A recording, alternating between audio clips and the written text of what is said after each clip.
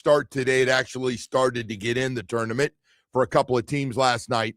But Miami of Ohio, been a hell of a story.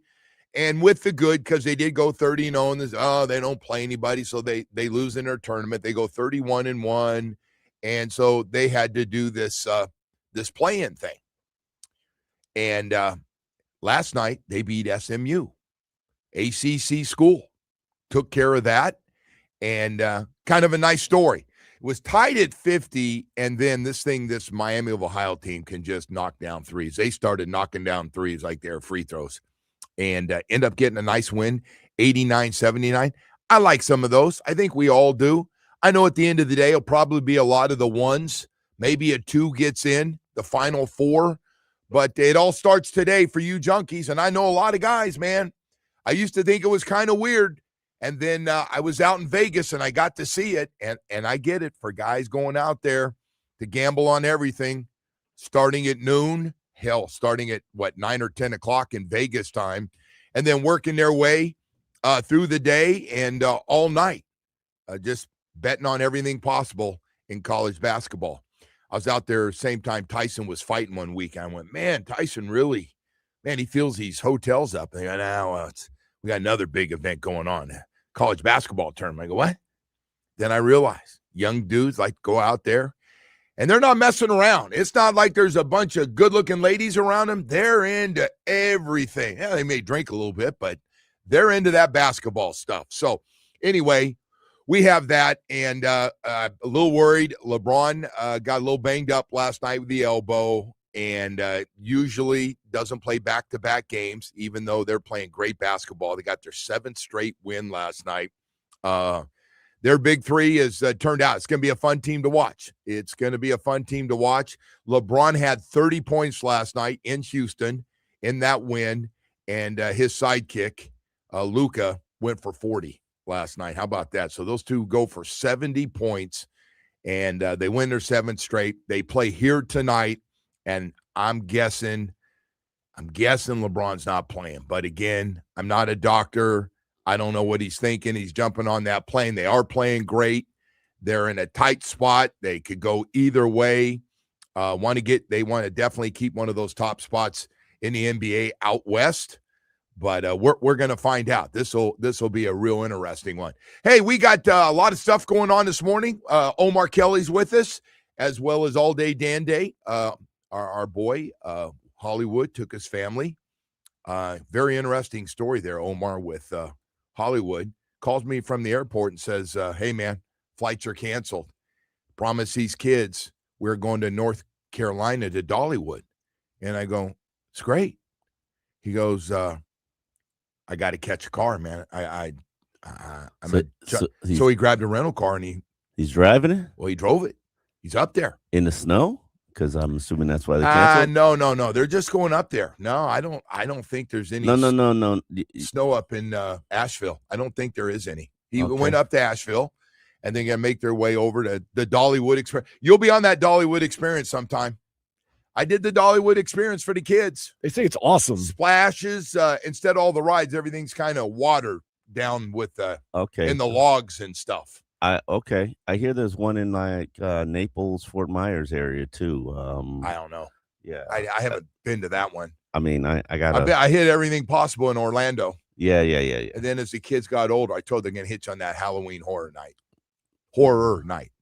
I'm trying to. We're actually we're making a trip today, so I'm trying to. Man, I gotta tell you, man, that's good. Yeah, you know what? I felt like yesterday you might need a little break from all this coverage and all this stuff going on, and our guy John Eric Sullivan just picking up draft picks and draft and develop, man. Draft and develop, and we got to wait. That's what he's supposed to do, man. No, that's his job. He got to clean it up first, and he did. Oh, God, has he cleaned it up? He said, I got to clean up the money.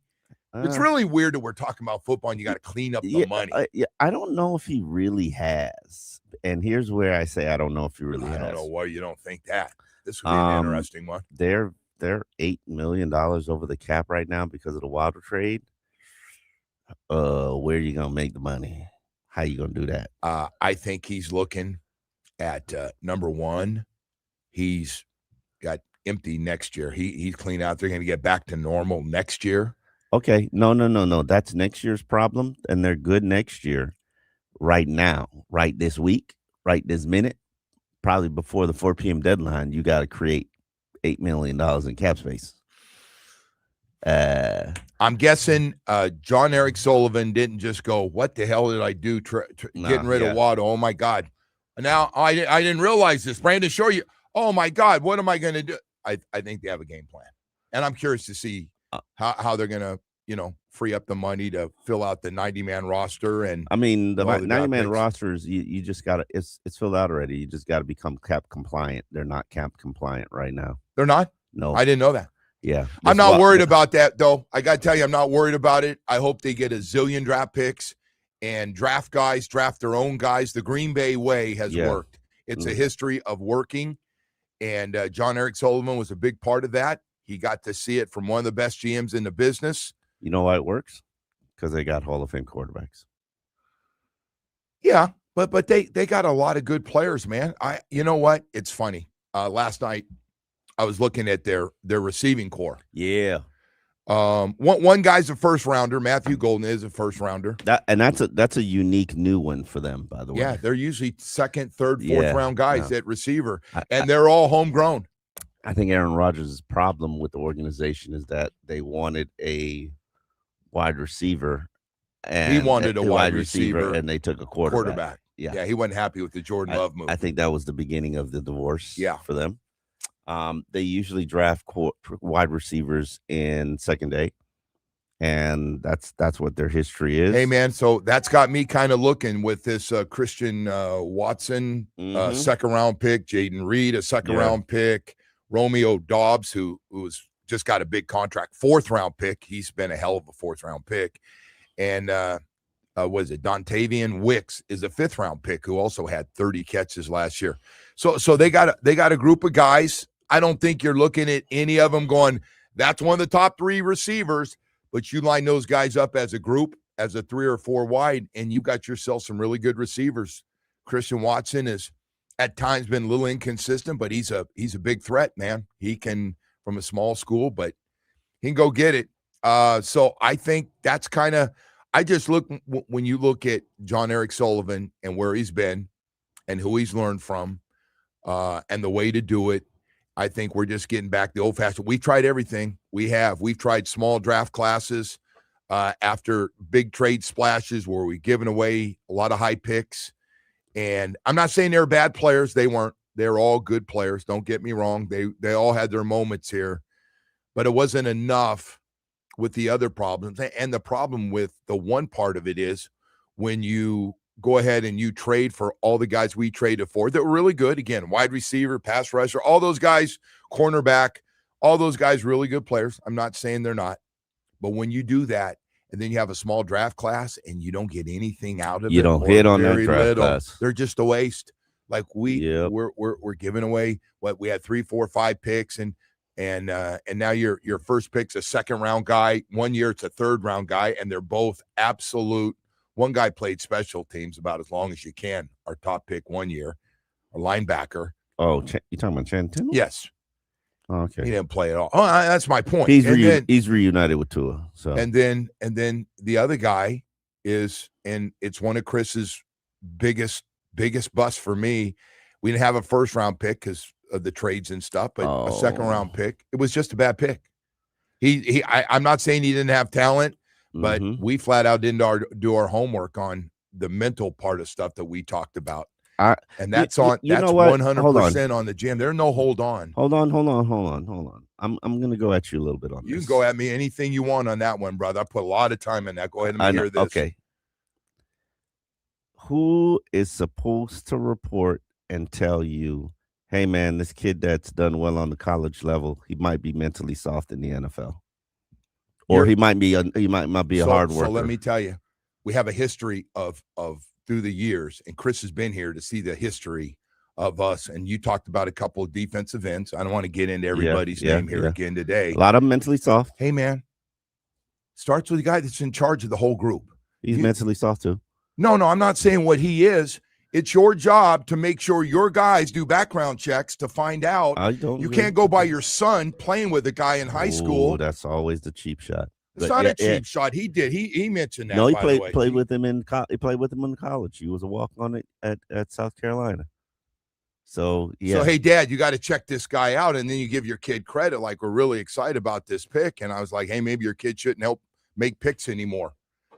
That's all. It's not a shot. It's just that was a bad one, man. That's reality. But hey, man, you're also, and you're the first one to, like, the head coach responsible for the assistant coaches, the GM's in charge of all the front office and the scouts and all those guys from the East Coast, the West Coast, the SEC, the Pac-10, 12. Who is part of the South Carolina staff that is supposed to raise the alarms on how mentally soft Cam Smith was? Supposedly, the coach was screaming to people that he's really good, but he's very immature.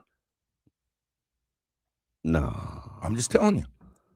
The head coach was screaming that? I thought the same thing when I was told that. Like, did we check in? I don't know. Only Chris Greer knows.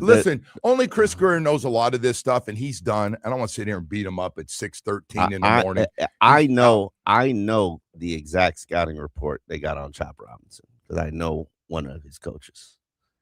And I don't want to turn this into a Chop beatdown session. I know you're not a fan.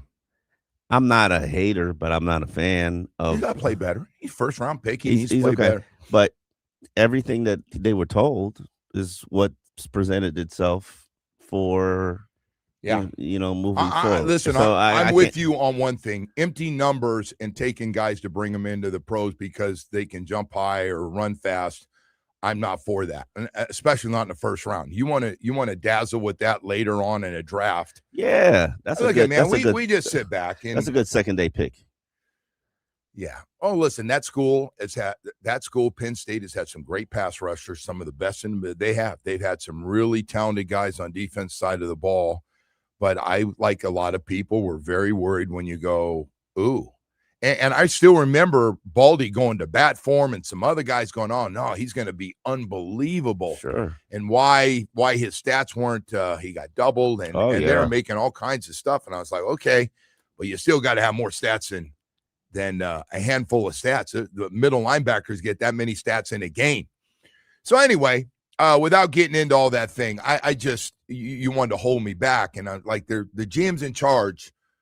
And this is one thing Dave Hyde, I give Dave Hyde a lot of credit on this. Dave Hyde told Chris Greer, and this goes part of it, and Chris got very upset because he was very protective of his scouts. And the guy's been with him for a long time and said, hey, man, some of your guys you inherited from Jeff Ireland, and you guys had some bad whiffs, and not just physically on how good they were, but a bigger problem is not checking mental and emotional background to find out how they're going to hold up through the highs and the lows. Listen, man, this game and professional sports in general are full of highs and lows. There's no way around them. I went through a friggin' roller coaster. There were no counselors around back then. The counselors were your teammates. Hey, he yelled at me like that too. You'll be fine. Hey, we all drop one. Or hey, you whiffed. Hey, that's all right. That's the leadership.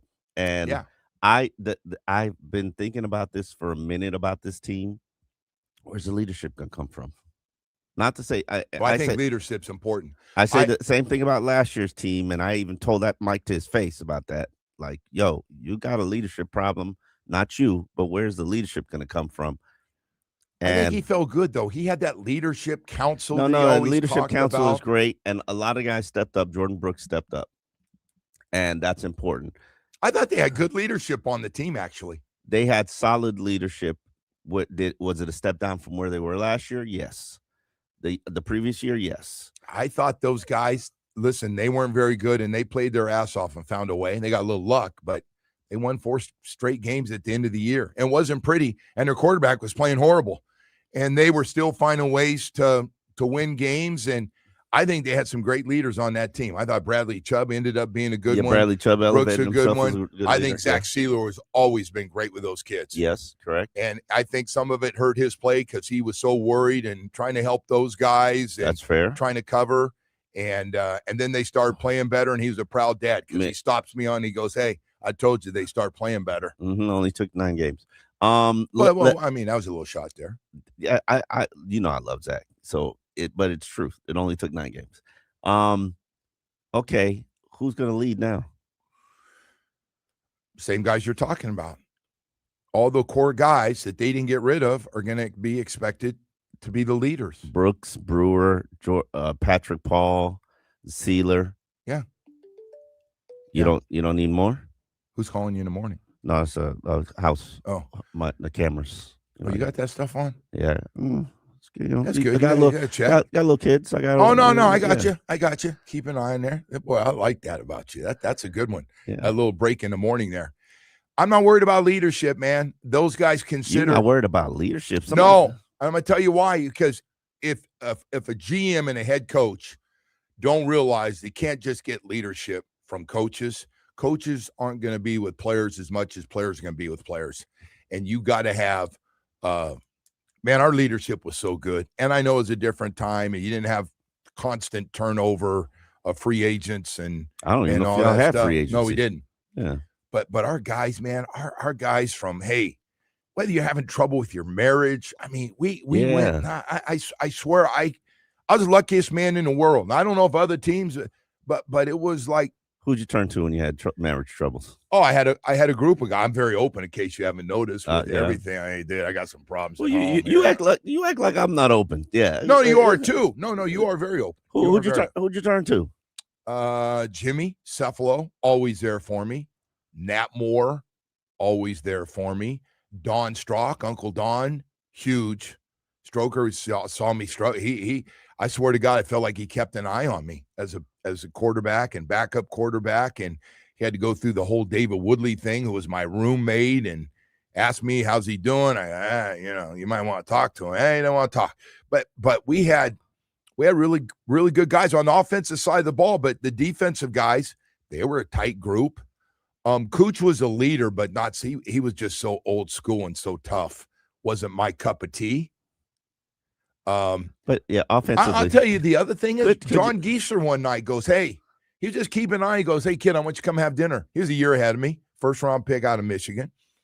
Had me over to his house one night and just sat around with his wife, and we just sat and talked. And I just thought it's really cool, really, really cool. And then, but there was a lot of quality guys on that team, man. Nat Morris, to this day, is one of the greatest leaders we have in this community.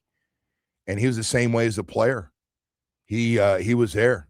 He took color out of everything. I was going to his clubs. I was going to the Inferno. First time I've been introduced to, well, I don't want to get into it. Can't say Redbone in the morning. 6:20. We got to go to break here, man. We've got a lot of stuff going on here. Man, hey, I got to tell you, were you really going to hit me with like that? That's not Chris Greer's fault that we don't know about. Like, nah, I just don't know. Come on, man. Come on. I'm not picking on the guy, but the GM is responsible. The GM can't go, hey, Stephen Ross, it's not on me. The scout out west didn't notice that Deion Jordan had some demons. Ooh, and Jonathan Martin's driving. Oh, you're gonna throw Jonathan Martin in? Oh man, I'm out. You got to drop that mic. Yeah, I'm out on this one. Come looking for us. Hey, we got to go to break here, man. We got a lot of stuff to get to. I am not going to get caught up like I did yesterday. Oh boy, I was just an absolute format destroyer yesterday. Hey, it's hurricane season. That's almost hurricane season. I just want you to protect your home with the best products. Loctite Impact windows, doors, and roofing. You got an old leaky roof, replace your old roof now and you can pay later. Loctite Impact offers the highest quality roofing materials with lifetime warranty plus thousands of 5-star reviews. Save big on their legendary state-of-the-art Impact windows and doors. Impact windows as low as $6 per window per month installed. Don't wait for the next storm. Not when you have Loctite. They're ready to take care of you right now. Visit LoctiteImpact.com. Again, LoctiteImpact.com. Or you can call, if you're old school like I like to talk to somebody, not just go to the website. Call 954-500-LOCK. They got a great staff to answer all your questions, get everything started for you, get you rolling, covering all of South Florida. Loctite Impact, windows, doors, and roofing.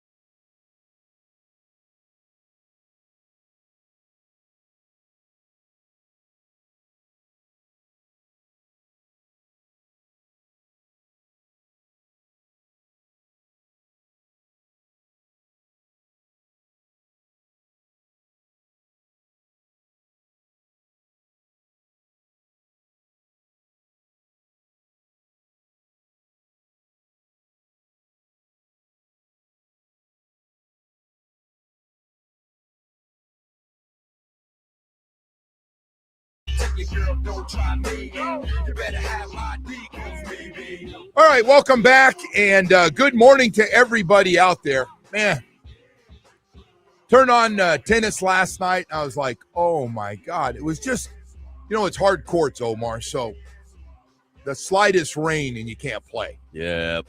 It's not like that clay. You're on that clay, gets a little rain, it goes, thank you. Now it's real nice to play on. But the hard courts, oh, man. And I think they canceled I think I heard last night on Tennis Channel, they canceled every outdoor, not on the main court. I think they played it last night. I'm not sure. I didn't even look at results this morning, but stadium court, I think they had some matches, but outside they canceled everything. And it was sold a ton of tickets for this tournament. But I thought maybe next week we'll get you out there. Yeah, definitely. I do want to get out there. Take a look. And question for you. I recommend that Friday or Saturday night, though. I know you for do. Different reasons. Yeah.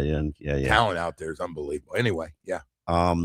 It depends on when the young lady that I'm dating can, make it. Well, that's none of my business. That's up to you. I mean, you don't have to get in your girl you're with right now. Anyway, yeah. Joe, when they have those tennis matches that are delayed, how does that push back the schedule, and how does that impact the athletes? I don't know about impacting the athletes, but I think they're used to some of this stuff. Hell, they were over playing in one, and the bombings are taking place over the top of them in the finals. Medvedev and some of those guys were playing in the final. They had to cancel. They literally were. That's after the whole thing had started, and Iran was not happy with when started bombing. I think over in the Saudi Arabia area, and they're having the finals of the tennis match over there.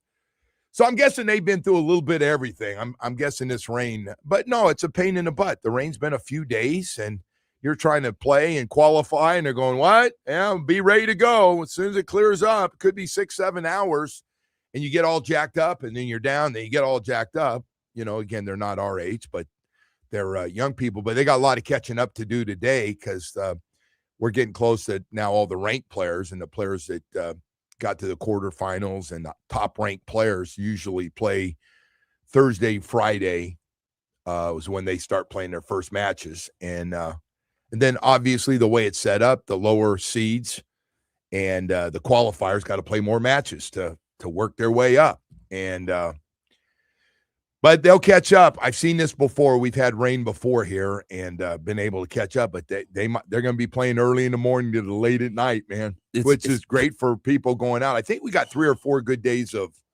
weather. I've never spent more time than I have recently on checking the weather to see what it's going to look like. I should actually look right now, but yeah, it's but can't stop you, man, from going and having a good time with your 5-year-old for sure, and enjoying yourself. Hey, we've got a lot of other stuff to get to here. We got LeBron James. They get another win last night. Their little big three has turned out to be pretty good. I'm not ranking who's got the best 3 guys on a team, but Luka, who is having another unbelievable year, is really it's his team. It's flat out his team. LeBron, it doesn't take away from what LeBron has done or how he'll be looked at. But Luka's averaging almost 33 points a game, had 40 last night. Austin Reeves is a guy that's ended up being a really good basketball player. He's averaging just under 24. And LeBron, who had 30 last night, and LeBron can still turn it on when he needs to. But it's kind of weird to think of LeBron as a second or a third option, but he's now in his early 40s, averaging 21 points a game. But those 3 together, they've kind of figured things out, and it's taken a while. 7 straight wins for them. They beat Houston again last night. They got a back-to-backer, though, and they're down here tonight. And I see LeBron got a little elbow issue, so they're saying, the elbow. Yeah. And also they try to rest him in back-to-back games because of his age. I can't even remember the last time LeBron played down here. Me neither. It's really, and again, if he's hurt, he's hurt. And I saw he's holding his elbow last night. And I'm not going to play doctor and say when a guy's hurt or not hurt, only he knows that. But, man, I got to tell you, we miss Steph Curry. They played in Orlando. You only get him once a year. Hell, he's hurt now. So now that Even the home team's not getting to see him. We missed Steph Curry the last time he was here, too. we have missed Steph Curry and LeBron. It's a different day, man. Two of the greatest players they'll go down as wherever you want to rank them. And Steph Curry, the greatest three-point shooter of all time, but also making him one of the, I don't know where we rank Steph Curry all time as a shooting guard, but shooter, he's got to be in the clutch top shooter. three. I'll tell you that, man. He has been one hell of a player. But anyway, you pay this money and you're hoping, and now you literally, as a fan, if you're going, and part of the reason you go, I hope you go to watch, and I think you do, you go watch the Heat because you're a Heat fan. But there are a lot of people buy tickets going, hey, LeBron's going to be here. I'd love to see him. Mm-hmm. Oh, Steph Curry and Golden State are going to be here. I don't even know if we do that anymore. You don't? I don't. I don't know if we can. Like when Wemby, could we sit here and say, oh, Wemby's coming from San Antonio and I'm guaranteed to see him? You're not guaranteed, but you hope. Yeah, you hope. You hope when you get the tickets. But hey, listen, I can't tell you how many times we get a text and like, we bought friggin' tickets only because my son is such a big fan of this guy and he friggin' didn't play and he's laughing over on the bench because he played the night before. And, hey, the reality is for the older guys, Steph Curry, 38, LeBron, 41, 42. I'm not sure exactly what number that is, but those guys aren't going to play a lot of back-to-back games. They're just not. They're trying to get them through, get them ready for the playoffs, and they want them healthy. And if that means they have to take some heat for a rest day, they're going to do it. And this has been going on for a while now, and I don't think there's anything they can do about it. It's just I feel bad when we have these back-to-back games, and they happen to be, a really good team that has a great player that people love to watch. And I'm guessing we got a lot of Heat fans that like LeBron James and want to see him, man. He's been clearly one of a couple of best players to ever play this game. I think everybody could agree on that, on what he's done. I know he's bounced around, and sometimes you don't, like things. I think he's been a hell of a role model, too. I do. I think he stands for a lot of good things, man. He does. So, anyway, it doesn't look good tonight, I'm guessing. Were you with me? Probably not looking good. A combo of elbow and rest and I couldn't tell you the last time he's played in Miami. No, I know. We're talking 5 years. So we got that. Now the Panthers tonight in Edmonton, who they know very, very well after the finals last couple of years. Connor McDavid, they know he's playing. So tonight is kind of a night of the stars. Connor McDavid, the best player in hockey with 115 points. So we got that. Yesterday, I wanted to get into this with you. We got to go to break here when we come back. Jaylen Waddle, you knew they're going to be all over this nationally yesterday. Who got the best of that deal? I happen to think Denver is the best team in the AFC. We're going to come back and talk about that, and adding Jaylen Waddle is absolutely perfect for that team. And what's it mean for the Miami Dolphins? We'll talk about all that stuff coming up. But first, before we do, I want to talk about ED, low T. Not fun to talk about. A lot of men out there don't want to. You listen, if you have it. It's no, so low T. Somebody asked me, he goes, hey, you think I have low T? I didn't even know the guy. And I go, well, how old are you? And the guy, he tells me 56. I go, yeah, you got low T. Now, I don't know how bad it is, but, I still feel great. Okay, then if we're going to sit here and go into, and you're going to tell me you feel like you did at 30, then we don't need to have this call. I don't know why you're up here talking to me. And then the whole low T to ED thing. And usually guys aren't asking me about low T. They're asking me because they have ED. And it's okay, man. It happens to every guy. I had it. Damn, I had it. Full blown. Nothing was working in the bedroom. It's the most embarrassing thing any man could go through for the first time, and then it happens again and again, and it's about 4 or 5 months. You're going, ooh, I got a problem. I don't know where to turn to, because you don't want to go around telling guys because everybody's going to give you a hard time. Atlantic Men's Clinic, I finally went there, and I'm so glad I did. That was the best. I didn't want to go, and I ended up getting pushed into going appointment I've ever had in my life. I got such great results. I really did. I got the testing done, and the PSA test. They had a professional staff that sat there and talked to me about everything. I realized every guy's going to have ED and low T. Every man out there, black, white, skinny, heavy, doesn't matter. It's going to happen to every guy. Nobody escapes ED and low T. It's going to happen, man. But the best news is Atlantic Men's Clinic, this is what they do. They knock it out. How would you like to turn back the clock with your energy level 20 years? Just start there. 20, 25 years. How would you like to get your energy back on the weekends where you're looking forward and you're going to be active on a weekend instead of tired and, hey, can we not do anything Friday and Saturday and maybe we'll do something Sunday? How would you like to be able to chase that little lady around in the bedroom like you used to? Atlantic Men's Clinic is going to help it, man. It's going to help you. 7 locations in South Florida. Brand new one in Hollywood. I love those guys, man, because it works. It's fun to go in there. I'm going to be going in there tomorrow, and I tell you, they're great people. More importantly, you're going to get great results. Set it up, that first appointment, 877-455-7300, or visit AtlanticMen'sClinic.com. I can't say enough, man. Atlantic Men's Clinic worked for me. I know it will work for you. Let's go.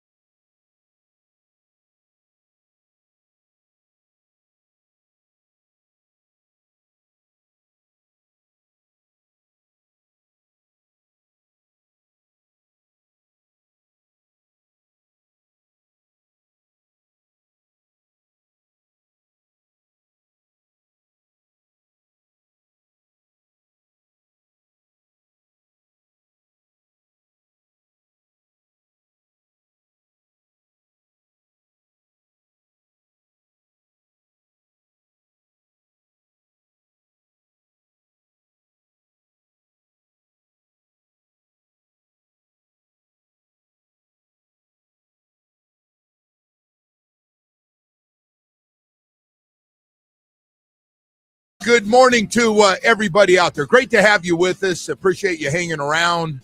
Jaylen Waddle to Denver for the 1 and the 3. And, of course, we switched fourth-round picks there. Everybody had a take on it. Now, listen, man, Jaylen Waddle is a damn good player. I don't know where you rank him, and I'm not here to tell you he's the number one receiver in all of football. But he's a damn top good 12 receiver. He's a damn good player. And anybody, I'm not definitely, I have nothing bad to say about Jaylen Waddle. I truly don't. It's kind of like there's been a few guys. Bradley Chubb, I have nothing bad to say about Bradley Chubb, and I think he's going to have a really good year in Buffalo. So the Jaylen Waddle. Were you surprised Chubb was in such hot demand? No. Really? No. Okay. Pass rushers, man. Yeah. Were you surprised Jalen Phillips got a bigger contract than I was surprised at the amount Trey of money Hendricks? he got. That surprised. Well, yeah, but he's younger, so I wasn't surprised. What surprised me is coming off that ACL and Achilles and how much teams respect the medical field that these guys come off these injuries. Those used to be they put the red flag out, and now they're like, Achilles. Give him a year. ACL, no big deal. A little damage besides the ACL. These doctors now are so good. The everything they're doing is just incredible in the medical field. So I think they, these guys, number one, they're great athletes, but yeah, if somebody would have told me that he's going to be the highest paid free agent, of course he left Philly. Of course he said, Philly, we got what's that offer? Oh, this is kind of the team concept of having a really good team. I'm going to go try Carolina and go to Dan Morgan's team up there. And I love Dan. You love Dan too. Yeah. Yeah. So he got paid, man. And I did not. If somebody would have told me that he was going to be the highest paid free agent, I did not see that coming, even though is he the highest paid free agent? $20 million. Okay. My dollars wise, I can't. What was it?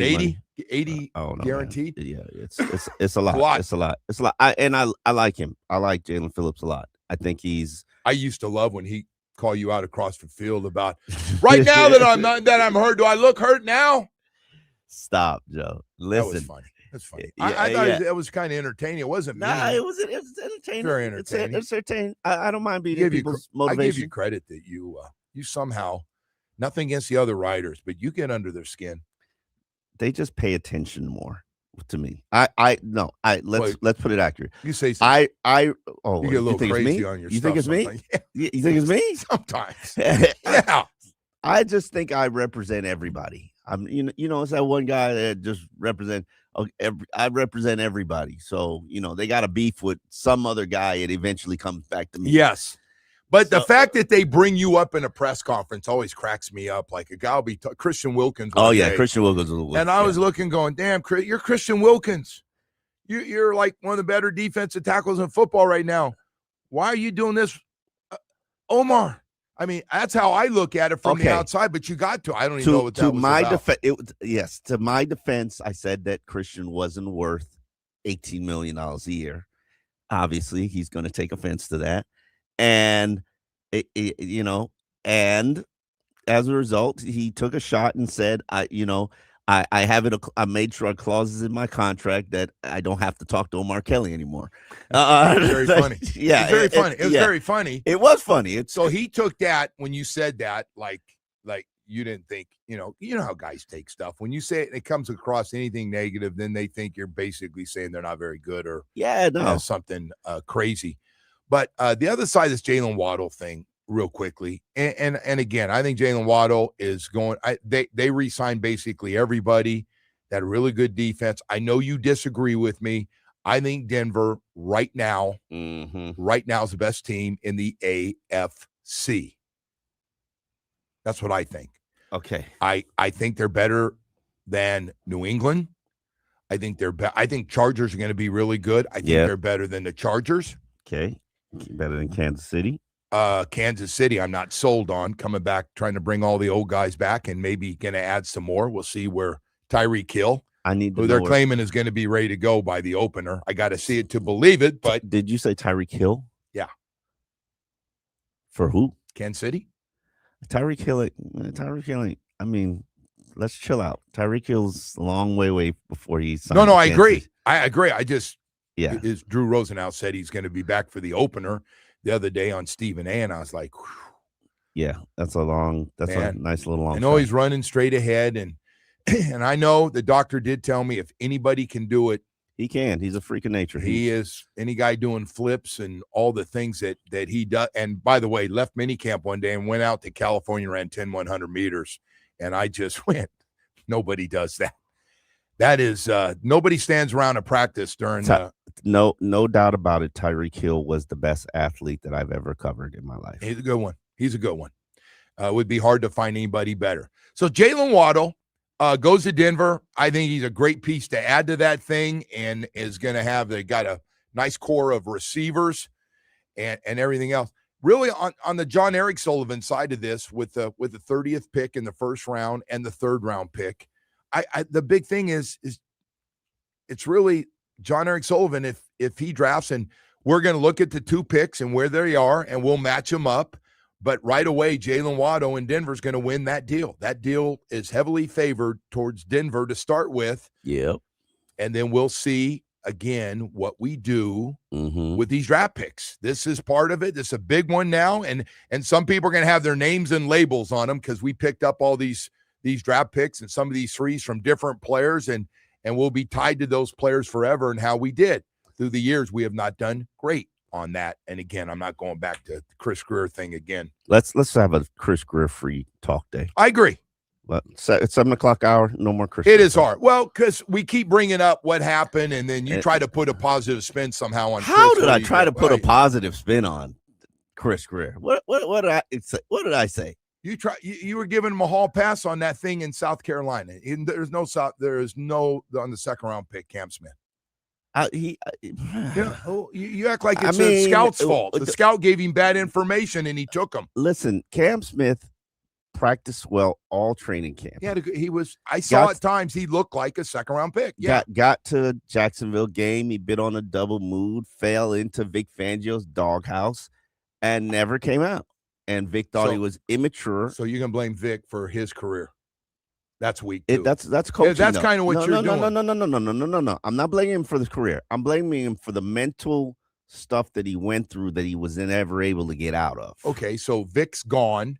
Okay, and one of the reasons is because he didn't want to deal with guys like that. He's gone. Yes, and he didn't like the way Mike did things, a little soft. Yeah, so he's from old school. All right. So Mike says, "Hey, treat Cam, put your arm around him, hug him, say I love you, man." Yeah. Mentor them. I mean, but that's part of coaching as well. I'm not disagreeing. You got to reach people where they are, but and how to reach them. At some point, you're responsible for what you don't. Yeah. Okay. And he got plenty of playing time, plenty of opportunity, and he didn't deliver. Right. When he got that playing time, playing opportunity. What was it? We were in Buffalo. You know, when picks don't work out, GMs get blamed, right? Yes, I'm aware. You are aware. You've been here a long time. Yes, I'm aware. It's just the way, man. It's not just Chris. I understand they get blamed. Hey, this guy, John Eric Sullivan, has now. I feel bad for John Eric Sullivan coming in. He's got a chance. He knows and comes from a system that he went to. He went to one of the great academic schools of drafting. He's been at a great place. And people are going to be hard on him from day one. And I'm like, at least we finally got somebody outside of the way we've been doing things. It's been developed through the Dolphins. Why all these guys been developed through as assistant GMs and GM? Why? The one GM didn't work, so now we bring assistant up to be the GM, and he doesn't work. Like, let's finally after all these years, and keep scouts and evaluators that have been here 23 years. Can't do it. That still haven't picked. That's all. But you made a good point. Let's end it. It's 7:00 hour. I'm done. That's a good call by you. Let's let it go, bro. It's a let it go, bro moment.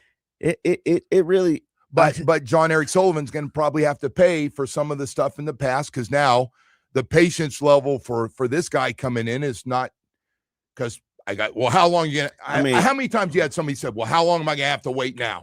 I'm getting older, Joe, like you are. You're not gonna be around. I go, hey man, there's a chance I won't be around by the time this thing gets to where John Eric Sullivan wants it to be.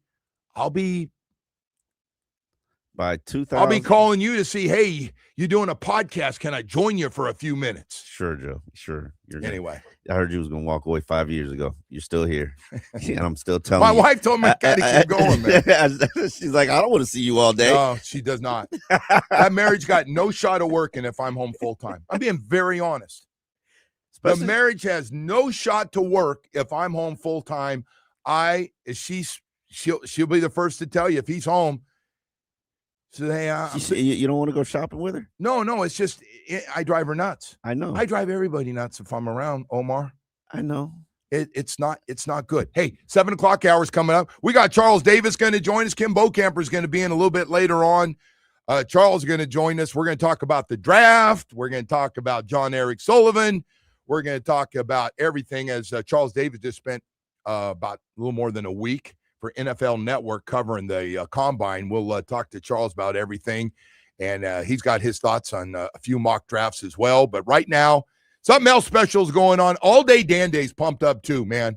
He's an old baseball guy. Hey, opening day is right around the corner. We got more tickets we'll be giving away today, but I want everybody to know it's a special Friday night coming up, March 27th. You can watch the Fighting Fish face the Colorado Rockies. 7:10 start.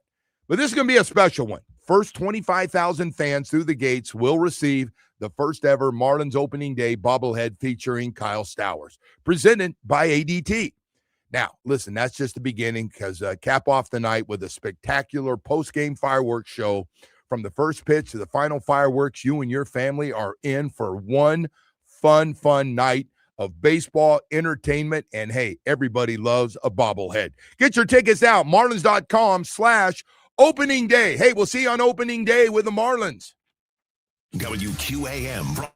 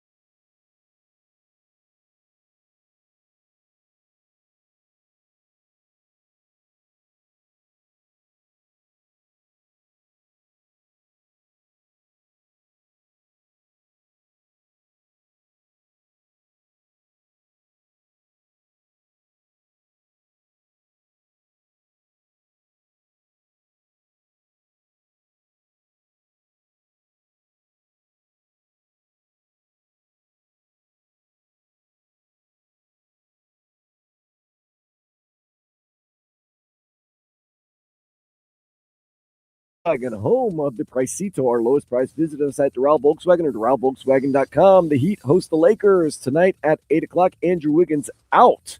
Lionel Messi scored his 900th lifetime goal, but Inter Miami did draw Nashville SC 1-1, but lost because of away goal differential. The Herons, they play in MLS action, NYFC Sunday at 1. The Panthers, they're in Edmonton tonight at 9. And the Canes, they're going to play basketball tomorrow at 10:10 against Missouri as the tournament gets underway 12:15 today. I am Dan Day. Now back to the Joe Rose Show here on 104.3 FM, WQAM. This hour of the Joe Rose Show is brought to you by Baptist Health. All right, we are back, and Charles Davis going to join us here in just a few minutes. We'll talk to CD, who's been very active, and you saw him on all the NFL draft coverage for the Combine on NFL Network. He worked that for the week, and you hear him on CBS NFL Football as an analyst as well, and moving to college football actually this year. So congratulations to CD, going to be the big dog at CBS. Anyway, he's going to join us for all that stuff coming up here, and we'll talk to him about everything we're going through. Listen, man, this it's an interesting reaction from everybody. Some people aren't even sure how to react right now with what the Dolphins are doing. John Eric Sullivan said, man, I want draft picks, man. Draft and develop and keep. As in keep the right guys. Once you develop them, if you can, get to them, figure out who you want long-term for a second contract, and all those things. So here we are now with 11 picks, 7 in the first 94 picks. So we'll talk to him about that. How deep is the draft at certain positions, which right now the Dolphins got a lot of different positions that you could call top priority with everything they have gotten rid of and what they have right now to deal with. And so anyway, patience it's hard to ask a fan base, and I get it. I understand 25 years without winning a playoff game and somebody to come, hey, you're going to have to be patient on this thing. It's hard. What does the 25 years of not winning a playoff game have to do with these individuals that just got here? Nothing. It's just the how long do I wait? I know. How long you got to keep waiting? I mean, we're rebuilding this thing. We're tearing it down to the studs. At least we're doing it with a different company this time. We didn't go in the house on the work this time. We went and hired, I think, a pretty good company on the outside. It's got a proven track record. All right. You like that? Yeah, I like that. Right. I'm trying to prove it. Have they really had a proven track record though? They've been part of one. They're a new offshot of a company that was very reputable, but we don't know how these guys build. All right. He's on his own. You're right. He doesn't have everybody. He decided to branch out from dad's, company and start his own. And while he's learned a lot, I think the same fundamentals though that's worked in Green Bay, he's had a chance to watch, and is going to bring him here. Are you sure that they work here, though? I think everything works everywhere, cold weather, warm weather, and everything else, as long as you stay with the same fundamentals. And Green Bay, for the last 20 or 25 years, has been number one, always, almost, they used to get criticized, has been about drafting. Yeah. Okay. That's cool. And you're putting them in, and then free agency, and you're also putting them in a very sterile environment because there's Green Bay football and there's nothing else there. Well, are you going outside distractions again? Really? Are you judging me because I'm going outside distractions? I think this thing about distractions you constantly bring up are the most overrated thing I've ever heard. To think. Joe, the streets got you, Joe. You don't give enough credit to the players on this team. I could start naming guys on the team from last year. Okay. You worry about Zach Sealer going out at night? Zach Sealer's a God squatter. I don't care about God squad. It's not even God squad. It's just I'm just fundamentally. I mean, Jordan Brooks I don't know. is a God squatter. So okay, but I'm not saying. Look, we had a lot of guys, so we have different tiers. So the whole team's got to be built with God squatters, right? Is that that's what not true? That's not necessarily true. You're. I mean, I know where you're going, but Green Bay's a little different. Green Bay's different. Green Bay couldn't be any more different than Miami. Could they be? So how did the Rams win a championship not too many years ago? Because they got good coaching. They went out and traded for a quarterback. With Well, that's what killer they got. arm. I don't know much they about drafted Matthew well. Stafford, but he seems to be in his family and staying home. I don't know how he's got often five, he's going got to 5 church. kids. Well, that's part of it too. Like family guys, Yeah. Christian guys, whatever. Who the hell cares? And even if you get enough of those guys, they tell guys, "Hey, man, I smell alcohol. Maybe you're going out too much." Yeah, I just don't think it's as big a problem. And by the way, most guys that hear you say that I know agree they with me, listen, and it drives them nuts because you they think you're the can- creator of this. They can think what they want. I've been in the Tootsies with a number of guys, and they. But even if a guy goes once a week to a strip club, doesn't mean that he can't be a great player on a team. We had guys who went to strip They clubs. were great players. I've never told you anybody. So you're saying it kills the whole thing because they're you see them out, so they can't No. play. No. I'm saying that They're going to lose. They can't play in cold weather because they were in a strip club 4 nights early. What? That's not what I'm saying. What are you I'm saying? saying that your focus is a little bit divided, and it's a little bit strayed. And these OnlyFans or fan-only girls, they can get at you, Joe. You know that. You're the only guy. You know that. This You're is the only person in the fan, media that brings this. This is the mess only stuff fan up all the capital time. of America. And these girls, they target them. You know it. Don't throw me in this. You know it. We won a lot of games. No, I know no you saying. did. I know you did. You had great leadership. Well, so what? What's that have to do? You want one thing? You're saying you're killing. I think they have a lot more leadership even last year. Which okay, we're talking about this year. Where's the leadership? they got some quality. You just named some quality guys. Yeah, I named like 4. Well, you're not going to have the whole team. You're going to have guys that don't want to be leaders on the team. Anyway, we got to go to break here. We're going to get back to this, though, man. You got to let this thing go because now we got fans that think all our players do is go out and they play hungover and they're more worried about a girl they met at a club the night before, man. And it's just not true. It's not friggin' true. It is true. It is not true. People get traded for it. It is true. I disagree. I'll disagree with you. I've been in it and you haven't. Why Kenyon Drake get traded? Huh? Why Kenyon Drake get traded? Kenyon Drake's one guy. I don't know. I thought Kenyon Drake was pretty good a lot of the time. Yeah. I thought Kenyon Drake had. And then he got traded. Okay. So maybe it's time. We had some guys too. Yeah. We had some guys who went to rehab. Hey, you're out. You're off the team. Well, you're stereotyping like 53 guys are running around like cheating on their wives. I didn't know. Cheating on girlfriends. Nobody brought up cheating on their That's wives. what you're talking about. Nobody brought up cheating on their wives. I just said focus. All right, man. But this thing, it's getting old, this whole thing about you can't win down here because of I didn't say you can't win. I just said it comes with a different element of culture. A little bit more challenging. These guys are aware of everything. You know when you're going. You know the markets. They're rated casinos. Hold the casinos got on these players? Are they? They're not supposed. First of all, team's pretty strict about going to Hard Rock. You get caught there in the wrong place, you're in big trouble. In case you didn't know that, I can tell you that. I'm a grown man. You can say whatever. You can go anywhere you want. They can't. All right, we got to go to break here. We got Charles Davis. Speaking of good dudes, man, Charles Davis could play down here. We don't have to worry about him being out all night with Omar checking to see which guys. How you know how me and Charles roll when Charles comes to town? Charles, my guy. Don't say anything bad about Charles. Charles got a beautiful wife and his kids. And right now, I want to talk to you about something very, very important. Chevy Truck Month, man. It's a great time to get a truck. Silverado trucks, man. Legendary Chevy Silverado trucks.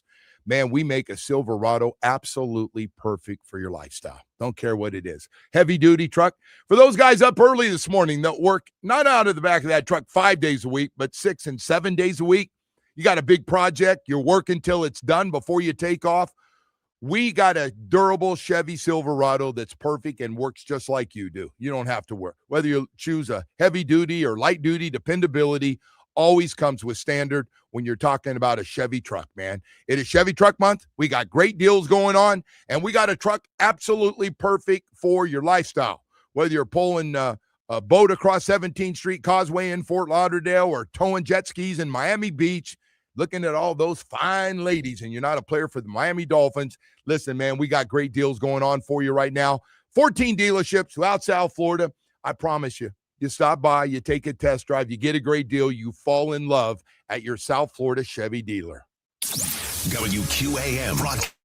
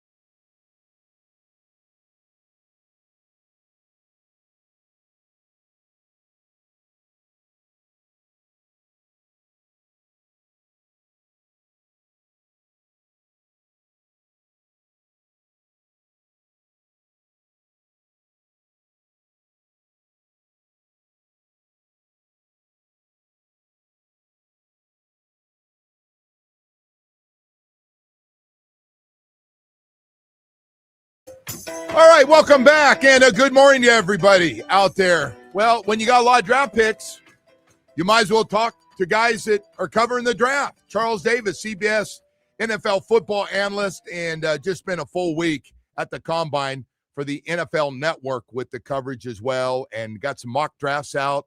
And CD has joined us one. We got Kim Bocamper with us and Omar Kelly. We got a full house. Charles, how you doing, brother? I'm doing well. It's good to hear that all of you are there together. That is pretty cool. What's up, Bo? What's up, Omar? We're just here at the Joe Rose Radio Combine. That's what we got going on here. We wanted to see how long your arms are today, Bo. Bo's got long arms. I see why he was a first-round pick. It makes sense now. Yeah, you can see that with Bo. I just hope I don't get cut out of this group. That's all. No, you're in good shape. Hey, boy, all of a sudden over the last couple weeks, Miami Dolphins are serious about draft picks. 11 picks, Yes. 7 now in the first 94. First of all, what'd you think? Everybody had a strong opinion yesterday about Waddle getting traded to the Denver Broncos for a first and a third-round pick, basically. What'd you think? Yeah, I think that John Eric Sullivan, when he took this job, when he was tapped to this post, there was a lot of discussion about what Miami wanted to do with a brand new general manager. And I don't know that there was an edict that came out of it, but I think there was a philosophy. This is what we want to do. This direction we'll go. And I'm sure that's the vision he presented to, Mr. Ross and crew. And he is executing it, I think, very well.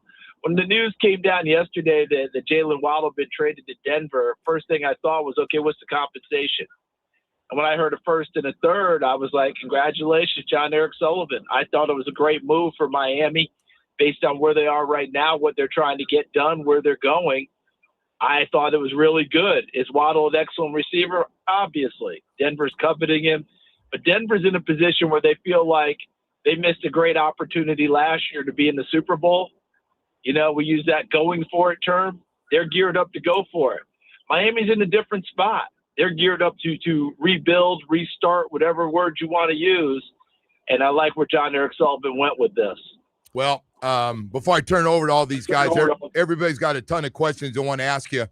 How deep is this draft now that, and obviously I'm talking selfishly because of the Miami Dolphins, wide receiver, pass rusher, and cover corners? How do you feel about those three positions on potentially what's coming out?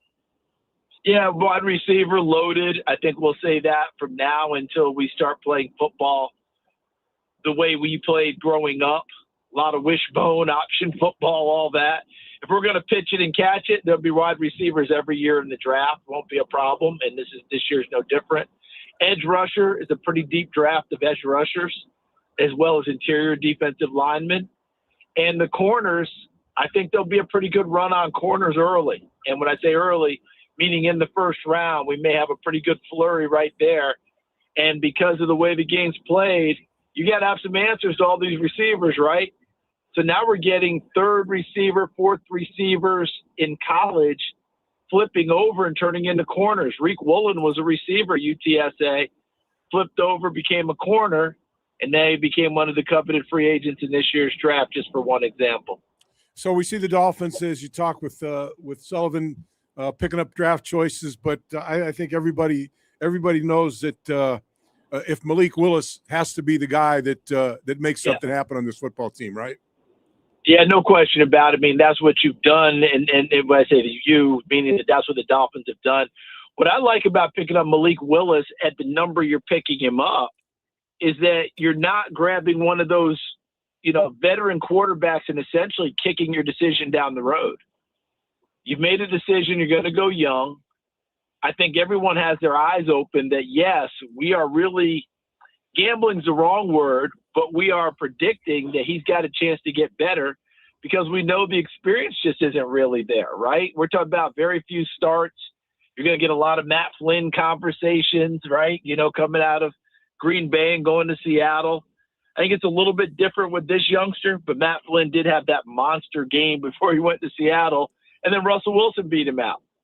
I think at the number they're getting him for, it's a reasonable deal.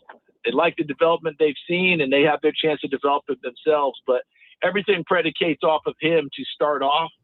But I like betting on the upside with him as opposed to one of those veteran quarterbacks that you kind of know what you're getting, and now you're hoping 2027, can we draft another quarterback?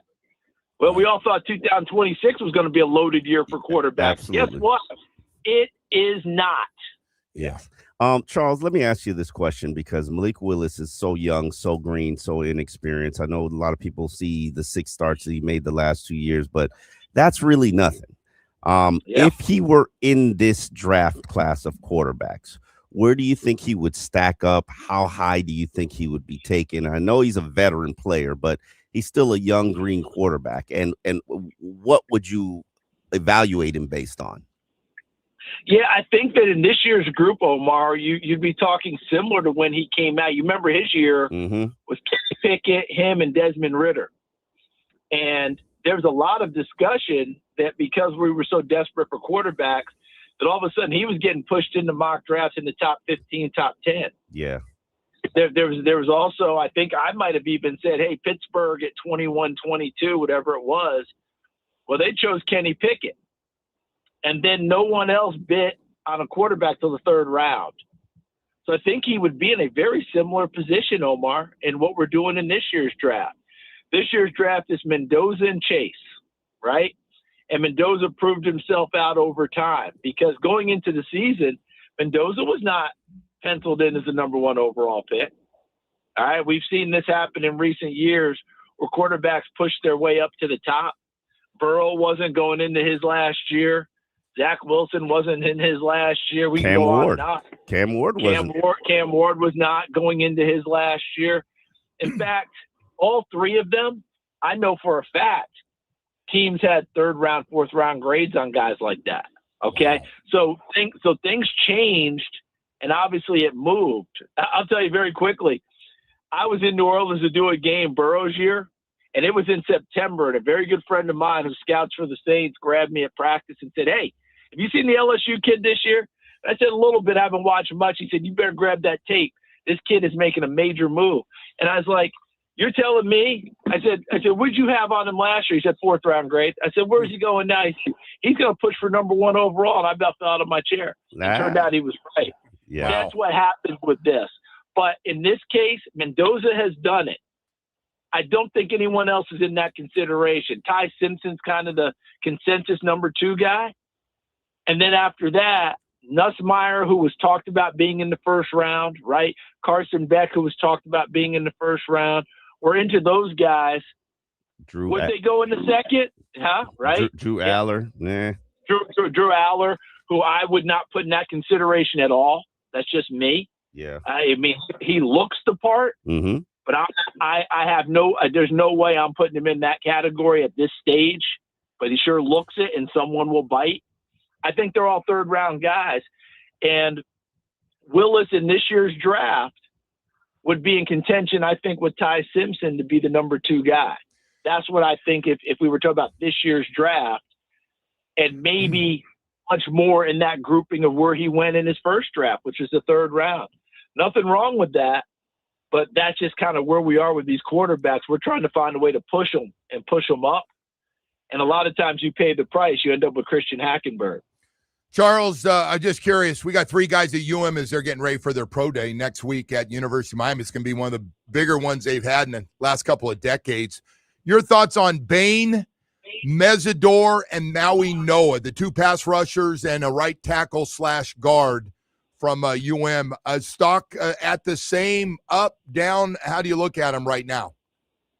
I think Mesidor's probably gained the most ground from the college football playoff on. That he firmly put himself in the 1st round. Bain, we had there already.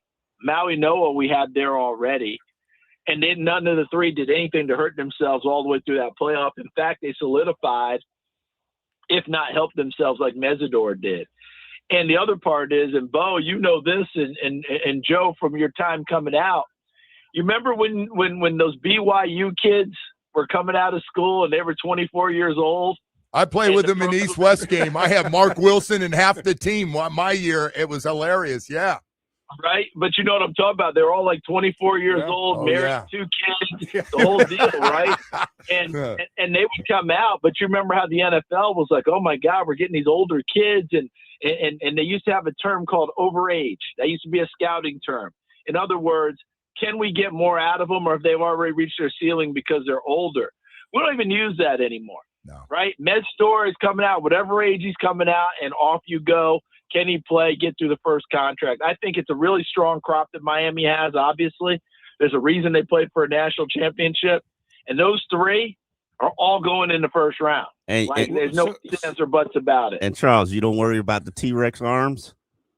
Listen, I always worry about the T-Rex arms, Omar, because history has told us that those T-Rex arms guys don't become double-digit pass rushing phenoms. But in this year's draft, who are you taking ahead of him? No. Yeah. But his mother and father, Bo, are going to kick Omar's ass. Yeah. He keeps bringing this up, and the father listens to the show in the morning. I'm just telling you. All right, go ahead. He might need to slide to 11. Go ahead, Bo. I'm sorry. That to me is that's to put the tape on. Look at the production. Hey, let me ask this. So speaking of these 2 defensive players and defense in general, the trends in this league. They're like the tide. They come and they go, and they come and they go. So what we saw last year in the playoffs, where you got 3 teams, maybe 4, that played really good defense, and some of them had questionable quarterbacks that were propped up because of the defense. Does that start a trend where maybe that quarterback that you've been reaching for in the first top 10 pick in the draft, that probably should have been a 3rd or 4th round pick?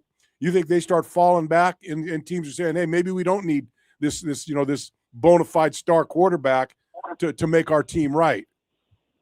It's a great point. And the quarterback still has to make plays in today's game. But it does seem like if you can put everything else around them, maybe they don't have to make as many. Because Sam Darnold shattered his narrative, right? But let's not forget that during the regular season, who led the league in giveaways from the quarterback position? Sam Darnold. What carried him through? That defense that you just talked about. So they told him at Seattle, because I did a couple of their games, look, you just let it rip, because if anything goes wrong, we got 11 guys, 12 guys, whatever we're going to run out there that'll take care of business for you. You'll be all right. Yeah, so they were able to play that way. So it's a very interesting thing. You've got to have it all, though. You got to have the runner. Yep. You got to have the offensive line. You have all that other stuff in order to do it. I don't think we're at the stage where Jeff Hostetler wins a Super Bowl. You know what I'm saying? Because Otis Anderson ran all over people. The defense handled Trent it. Dilfer? So we're close. We got to that point. But what's interesting about it, I always come back to this one with Dilfer, because that defense was legendary, as we know. Dilfer was the number 12 overall pick in the draft. Yeah. He was expected to be one of those guys. Just at that stage of his career, that's when you do the defensive coordinator Hippocratic oath. Yeah. First, do no harm to my defense, and we'll take care of business. Yeah, that's a good call.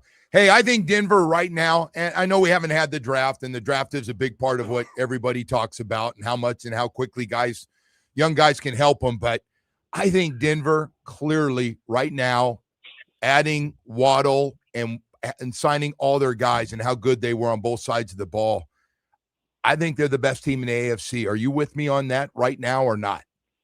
I'm not going to fight you on that one. Here's what I'm eager to watch with Denver. Sean Payton gave up play calling to make sure Davis Webb stayed around. Can Sean last doing that? Nope. That's not Sean. That is not the Sean Payton way. So is Davis Webb going to really have free reign to run an offense, or is he going to have something constantly in his? You have those things, right?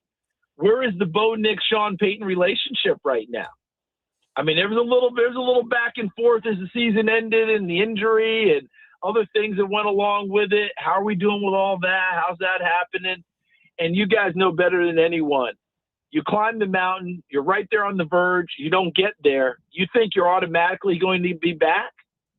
is not an automatic, and everyone's circling you now. You were chasing Kansas City last year. This year, everyone's chasing you. This is going to be interesting. It's funny. You get into this and you talk. I agree with Joe that with Waddle, it's really a nice. But then you see, it's the never-ending soap opera in the NFL. No matter what position you're at, no matter what city you're in, no matter what team you've got, people have this opinion, and it's just and look, they've created this soap opera that's made it the most interesting sport, certainly in our country. Oh yeah, you're no right. Question. Always in the forefront. We always got a little drama. Somebody on one side, somebody on the other side. It's like a gambler. You want to be the bookie. You want to be in the middle. And then everyone's got another side, right? Hey, Bo, when I was in college, I used to watch All My Children and General Hospital before I went to practice. Okay, I probably should have been in the books a little bit more. The NFL is so much more interesting than will Greg and Jenny get together and will Luke and Laura get married. Okay, how many times were we sitting on that? Interesting than all that. How many times? I would agree with you. How many times were you sitting on that training table getting tape? And you're talking about Luke and Laura or something, right? Look, sounds like Bo was watching it too. He was. Hey, Bo! I remember being at a basketball camp in Pittsburgh, Pennsylvania, and the TV was on in the training room. I was getting taped for an ankle. Yeah. And you know what was on? All My Children. No. Prince Charles and Diana's wedding. And by the way, the training room was packed with 15 and 16-year-old boys transfixed on the TV to watch those two get married. Yeah. That's where we were. Charles, hey, man, I really appreciate you spending some time with us, bud. Thank you. It's going to be fun to watch. Hey, thank you. Until Mr. Bain, his son is going to be just fine. He just has to go out and keep playing. He's going to be just fine. I agree with you, too. Hey, thank you, CD. Appreciate it very much. Charles Davis, CBS NFL football analyst, NFL Network draft coverage as well coming up, and you can get a lot of Charles, and, of course, his mock drafts constantly coming out as well, and it's going to be interesting to find out what happens to Simpson as well as those guys at the University of Miami where they might land. Charles is that nice guy, right? Charles is that nice guy. He's a really good guy, and he comes across. No, he's not like Omar. Omar's that brusque. I knew I was going to catch a stray. Omar's that brusque guy. Nah. One thing about Omar, though, I give him credit. He pisses off guys in the inner city too. He's fair to everybody. Yeah, I get it.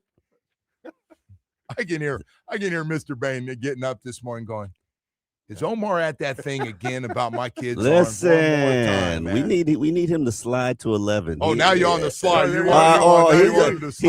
He's a definite. I need him to slide. I wouldn't mind that at all. He is I take short arms and all. I need him to slide. I don't know if I've seen a guy. If his arms are too short, put him inside, man. I don't know if I've seen a guy in high school have more sacks than he did. But how many times?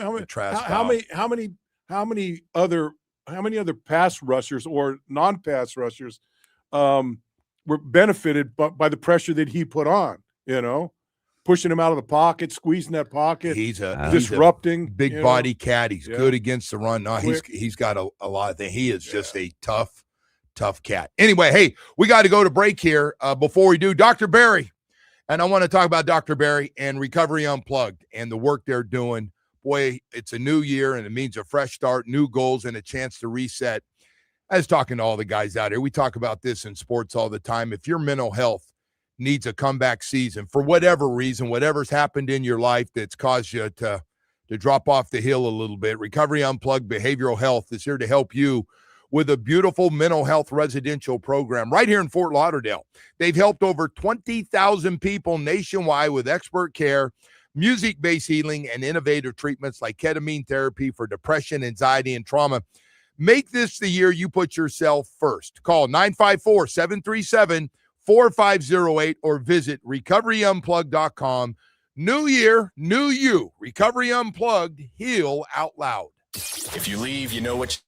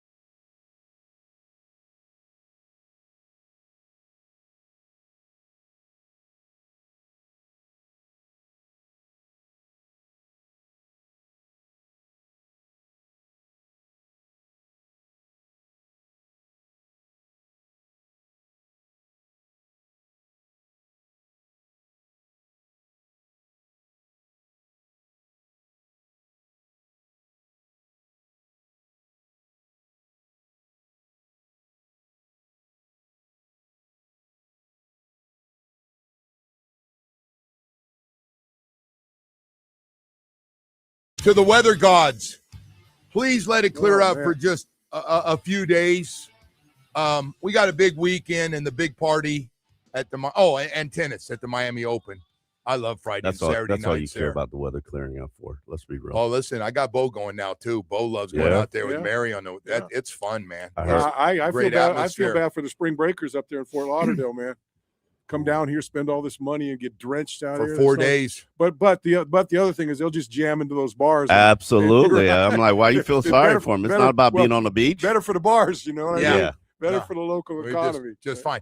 Kim Bocamper, Omar Kelly with us all day. Dan Day filling in for Woody, who's up in Dollywood with the family on little splash rides and stuff. Danny's a little stressed out there. I saw him this morning, and he was a little jittery, man. You've been up for 24 hours. All day Dan Day works, 30 hours straight, it looks like he's on, right? He is our closer. He's our backbone. All day Dan Day is a different level. Now it's all day and all night, it looks like, for Dan Day. Oh, no, he goes all night, too. He can go. Yeah. Legendary. In a good way, of course, all day. Don't take that as a it's not shot. in the Sonny Fox way. It's all good. No. Those days are done. Those done for all of us. I don't think people realize some of the stories about some of the morning shows. Oh, I tell you, alcohol and drugs. God bless them as long as they lived. Man, that was a rough time. Yeah, that was a rough one for sure. Hey, so I'm gonna get Bo going on this one, Omar. You're gonna love this. Lakers, Rockets had a fun game to watch again last night. Lakers end up beating Houston again. 7 straight wins for them. Yeah, they got back-to-back games. They're in Houston. And they're here tonight. Luka goes for 40 last night. LeBron goes for 30. They're playing great. Yeah. They're as hot as anybody in basketball, of course, except Oklahoma City. That's up there, and they're already saying LeBron might be out tonight. Either a combination he went down for elbow and he hurt his elbow. Hurt his elbow. Yeah. But I just feel bad, man, because people do. No matter what anybody says, people buy tickets. Well, to see Steph Curry. And to see LeBron and. When you don't get him, I don't think he's going to play. I wish he would. I wish he played 15 minutes. But if he's hurting, in fairness to the guy, they got a bigger picture to get ready for, and that's the playoffs right around the corner. I'm a little down on the NBA. Just as, I mean, when you got to put a rule in that you got to play in certain amount of games before you can be the MVP of this. For you're eligible for awards.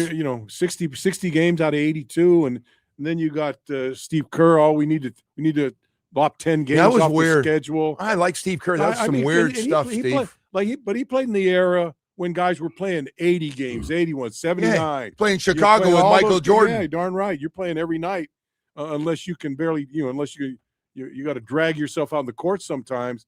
And now he's advocating for less games. So. It's a different world, bro. Yeah, it is. It is. Football's in the same boat, man. A lot of times, as you know, the doctors say you're good to go. Yeah. And a guy goes. Well, yesterday I clicked off the NBA switch and turned on to the college basketball. Put my college basketball switch on. Did you do brackets? You don't do brackets. No, I used to. I used to do it all the done. time, but no. Omar, you do brackets? It's too much work. No. Too much work. It is a lot of work. But I like watching the games. I love watching the games. I don't want to pretend I've been watching college football. Sorry. College basketball. College basketball. Yeah. I'm guilty too. I've been getting on I jumped on that Miami bandwagon since coming in here and with Coach listen to Jay Lucas and then watching that game. That team, that team's was playing really well. There's a guy that doesn't get talked, and I'm glad we have him on every week. The job Jay Lucas has done. He put that team in the end. Everybody, all new coaches, and not one guy back from the year before. Brand new team. He had a couple one ACC. First teamer, right, and the second teamer. Had a bunch of guys win awards. He brought in some good players and getting ready to play Missouri tomorrow afternoon. So good for them. Tomorrow afternoon or tomorrow late night? 10 o'clock. Is it 10 o'clock they got tomorrow? The late. I thought so. Late game. As soon as I said that, I was like late night or not good. But it's. I've gotten used to late nights watching those. Watching that World Baseball Classic though. They kept me up for the last week or so. By the way, of that with those games, man. The USA and Venezuela, unbelievable, and Dominican and USA, were classic. How about World Venezuela Dominicans? That game, all those games, all of them. I got the point where I couldn't get enough of that World Baseball Classic. We got a little carried away, and Omar and I talked about this yesterday a little bit about, and it's a great event, and it's just an event. Yeah, that it has anything like, oh, this is bigger than the World Series, and people, and I give Jeter credit. Jeter came out and said, calm down a little bit on the World Series. Well, I just saw this. The atmosphere was great. I just saw this morning is that the commissioner is thinking about putting it in the middle of the season instead of before the season. Make a lot more sense. Taking a break and put it in the middle of the season. Do they want to take 2 weeks off, though? Well, that's 10 days off. Hockey does it. I mean, this is, hold on, wait a minute. This is a great it. opportunity for the real players to play something competitive while the developmental guys are doing, training camp. Yeah, but it's there. I mean, it doesn't work where it is right now. It hurts. No, because pitchers got 40, 50 pitches. The teams are negotiating with the coach. Hey, this guy's my closer. I don't want him going back-to-back games. This guy's my number one ace. He can only go 40 pitches. Yeah, but doesn't that problem get worse if you put it in the middle of the season? Well, I agree with that. Could happen. Because now you got guys that are halfway worn out. Yeah. And they want a little break, right? And that all-star. But you compete also with, look, I could care less about the NBA All-Star game. I could care less about the Pro Bowl. But I don't even think there is a Pro Bowl anymore. Baseball All-Star game, I'm all in on that one. Yeah. The baseball All-Star game, I'm in on that. So you tell me you'd rather have the All-Star game or you want World Baseball Classic? I don't know how you can't you have squeeze, both. I don't know how you squeeze both of them in it, so it's got to be one or the other. Come on, World Baseball Classic. You ditched the All-Star game. I love the World Baseball Classic. That's for the those guys playing for their country. Last two times, it was great. It was great. You knew it was going to happen too. USC's getting smashed a little bit for not winning that thing with that talent. Well, I mean, 3 hits in that last game. Well, and look, they against the Dominican Republic, after the first 3 innings, I think they went the last 6 innings without putting any runs on the board. Just a great lineup, and we all look, Bo, fair or not. I said this to Omar yesterday. So how did my best players and my biggest name players play in the biggest moments? Yeah, and Schwarber. Well, and Judge. Well, and you can look at it in Japan. 3 Ks each. They're saying the same thing in Japan about their team. Yeah, right. They didn't show up there. Yeah, they say Shohei Ohtani had me to play with. Yeah. So look, there are a lot of good players on that team. That Japanese. Oh team. no, they're loaded too. All the pitchers they have. No, they got great pitching. It's all over Major League Baseball, you're right. Hey, it's getting to be a great event. We all agree, and I was glad to see. I didn't come here to talk this. I came here to hear Omar.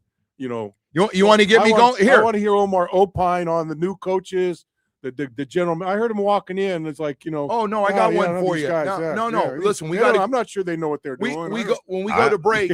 Are you sure they know what they're doing? No, Omar's a little down on everything. So let me ask you: when we come back, Omar's on this thing. He won't let it go about distractions away. It drives me nuts. Distractions as far as. All the guys are going to go out, and they don't. If you're in Green Bay or Buffalo, all I'm saying is this ain't Green Bay, man. But it's not going to affect you. Just got to get the right guys. You sure? You act like every guy goes out every night. I didn't say every guy goes out every night. And then he said only the Christians. Well, I wasn't the best Christian, and I went out a little. Look bit, at you, Joe. You belong to the streets, man. They had you. There's some stories we can tell about some of those guys coming from Bible study that aren't very nice. There were some classics. We had some guys that literally barely got out of the church, and football was a part-time job back then, and Christianity was a little part-time job too. So it probably still is. You're Bo. I know we can't bring up those stories. They are classic. So we called them part-timers. We did. We called some of the Christian guys part-timers. Going, hey, weren't you just telling us about coming to Bible study with you? And here you are at 3 a.m. with us. That's September's. Don't act like those days have gotten any better around. But it didn't affect our teams. But you had a great team with great leaders.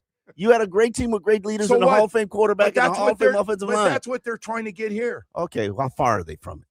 Well, that's why we got to get a new culture. Omar, they got 2 months. They've been here for 2 months. Omar. I know. They're already beating them down. And already beating them down. All I'm saying is, why don't you try to come in and mend fences? Why don't you come in and try to be? What is that concept?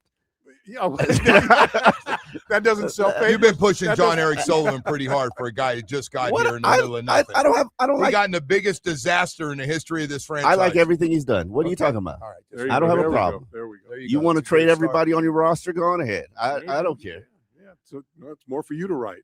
No, not really. But Oh, that's the other thing. Omar doesn't want us to have too many draft picks. That one got me hold yesterday, on. too. Okay, wait Now, a minute. did Wait you a say minute. that? Wait. No, No, you said that. You got to keep it Come in on, man. context. I Come on, said man. you can't coach 20, 15 rookies. Yeah, you can. No, you can't. Yeah, you can. No, you Yeah, can't. you can. No, you Yes, can't. You can. No, you can't. Yes, you can. How do you coach? You got 30 coaches, man. Yeah, I see. got 30 you got 30 coaches. All the same thing. I told you him had 30 yesterday. coaches, but Zeke Bigger couldn't play, right?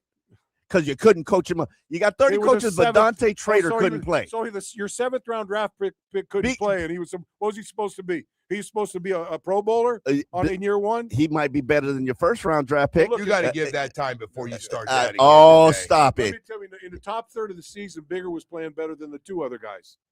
Top third of the season and the bottom third of the season. No, in the top third, he was better early, and I think he kind of hit the sleds. He I don't played- think no. Biggers was ever better than the other two guys. Oh, he was better later in the I don't season. think so. Absolutely, I he don't certainly think was. overall. I think both got it mixed up. I'm not He's sure whatever the point it was, but at one point, I agree with Zeke you. Bigger's a 7th We round gotta pick. go. You Yeah. guys- For about three all or- right. for I about just 3 wanted or to get 4 both of you. games. This is what you 3 or 4 wanted, Jerky. games. Now we got it going here. We got 8 o'clock hour coming up. Now I hope you're all happy here. We start yelling about last year's draft class. Hey, right now I want to talk about Michael Kotze at Choice Mortgage. Not an offensive coach, not a defensive coach, but when it comes to getting you a mortgage, Michael Kotze at Choice Mortgage, the man has no life, and he's ready to help you, give you great service. Hey, you might be going through this right now. Credit card debt upside down, 19, 20% on that credit card every month. You can't catch up. What are you going to do? Behind in property taxes, HOA dues, assessments, judgments, liens. Yeah, that's not working out in that condo that was going to be so nice to retire looking at that beautiful ocean every day.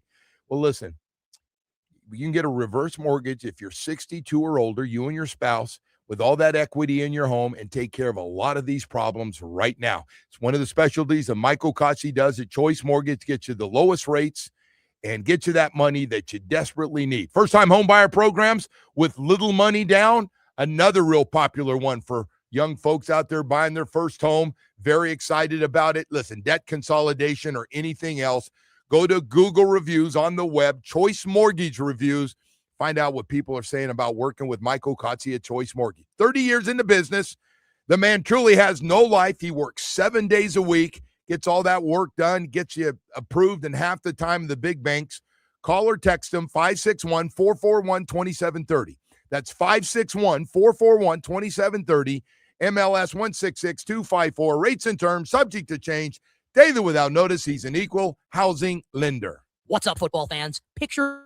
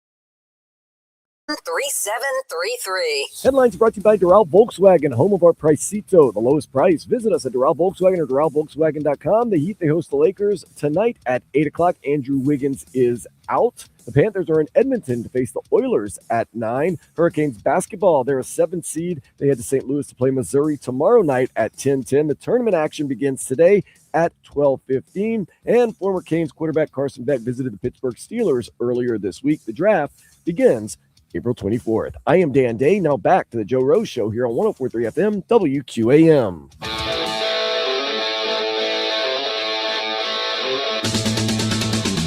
You know, I go out and grab another coffee, and I come back, and Bo and Omar are still going at it. You got another coffee? Well, that's what we do. We drink a lot of coffee. I'm going to tell on you.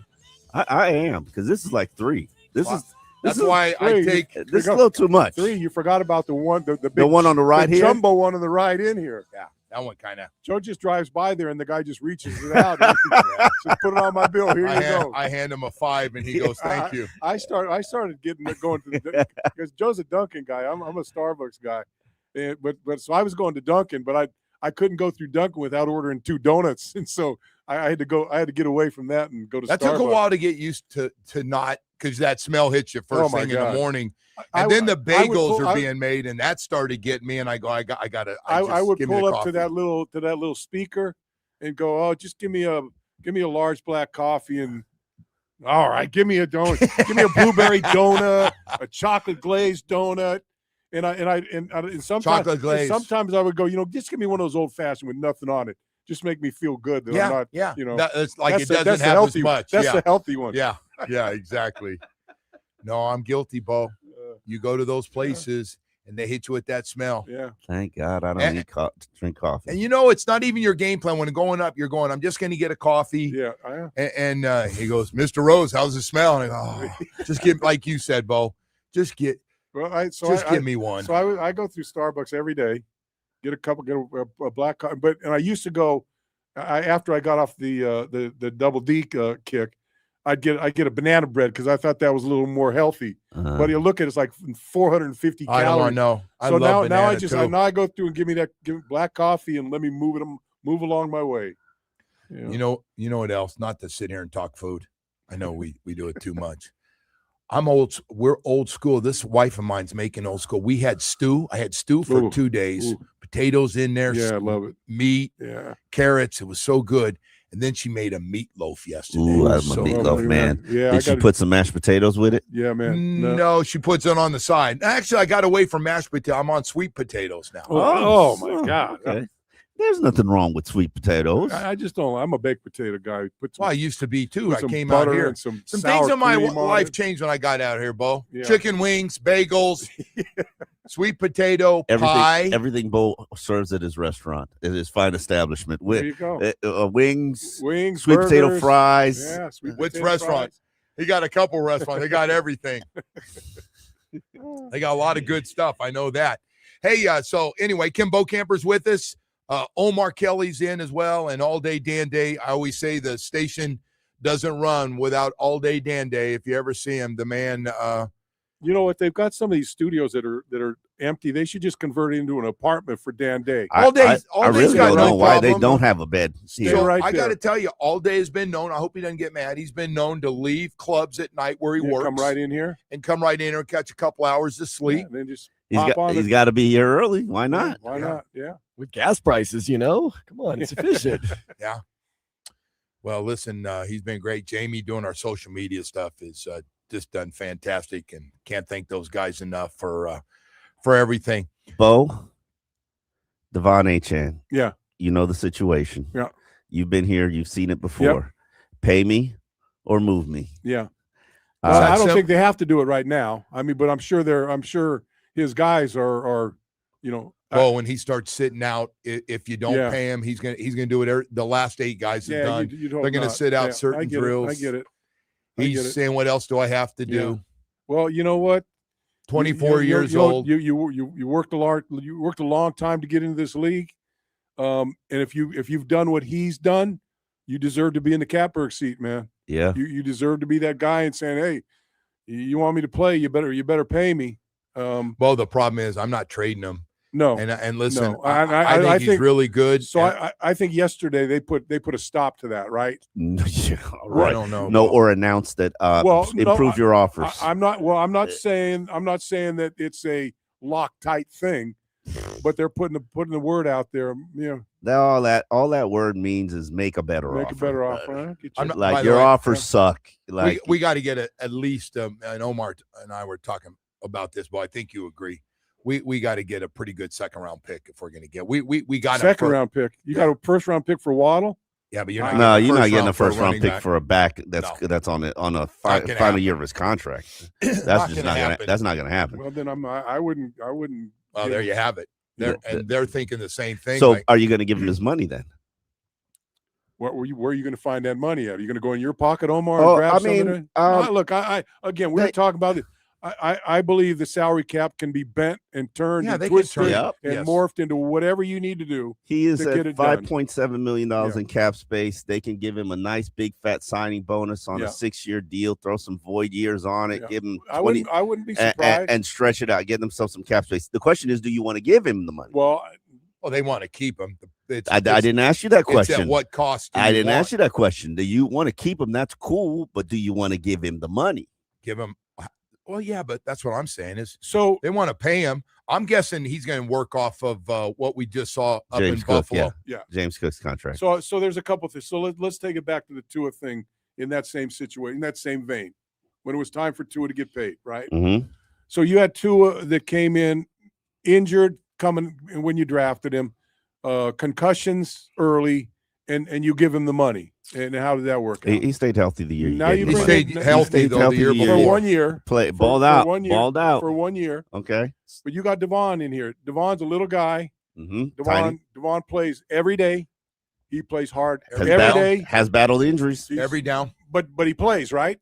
Has battled injuries, yes. He's been pretty durable. How many games has he been out? He's been pretty durable. He has not missed a lot of games. I don't think he's missed. How many minutes has he missed? That's all the durability. I've seen that guy come over with like leaning on an ankle, and he's in the next series.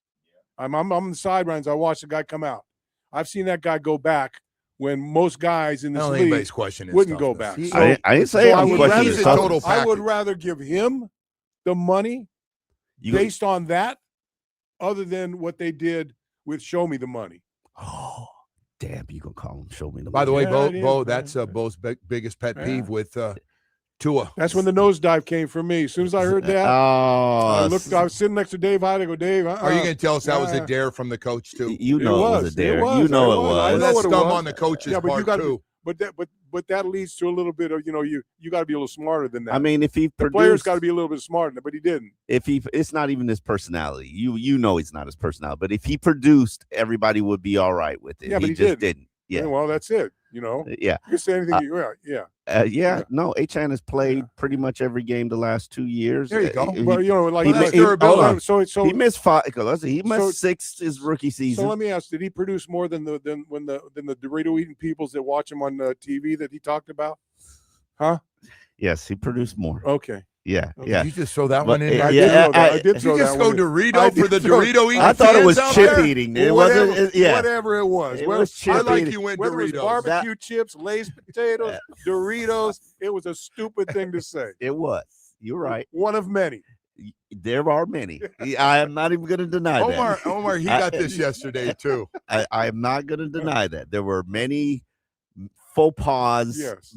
Missteps in talking. It'd have been a lot better if they didn't let him step to the microphone. Let's just put it that way. Yeah, but he wasn't the only one. No, there was there was a coach and GM and a whole group with like. Yeah. I mean, it's all right. Hey, I think, but I'm an H-Chan guy. I think, am too. You know, I'm with you. So you give him the money now.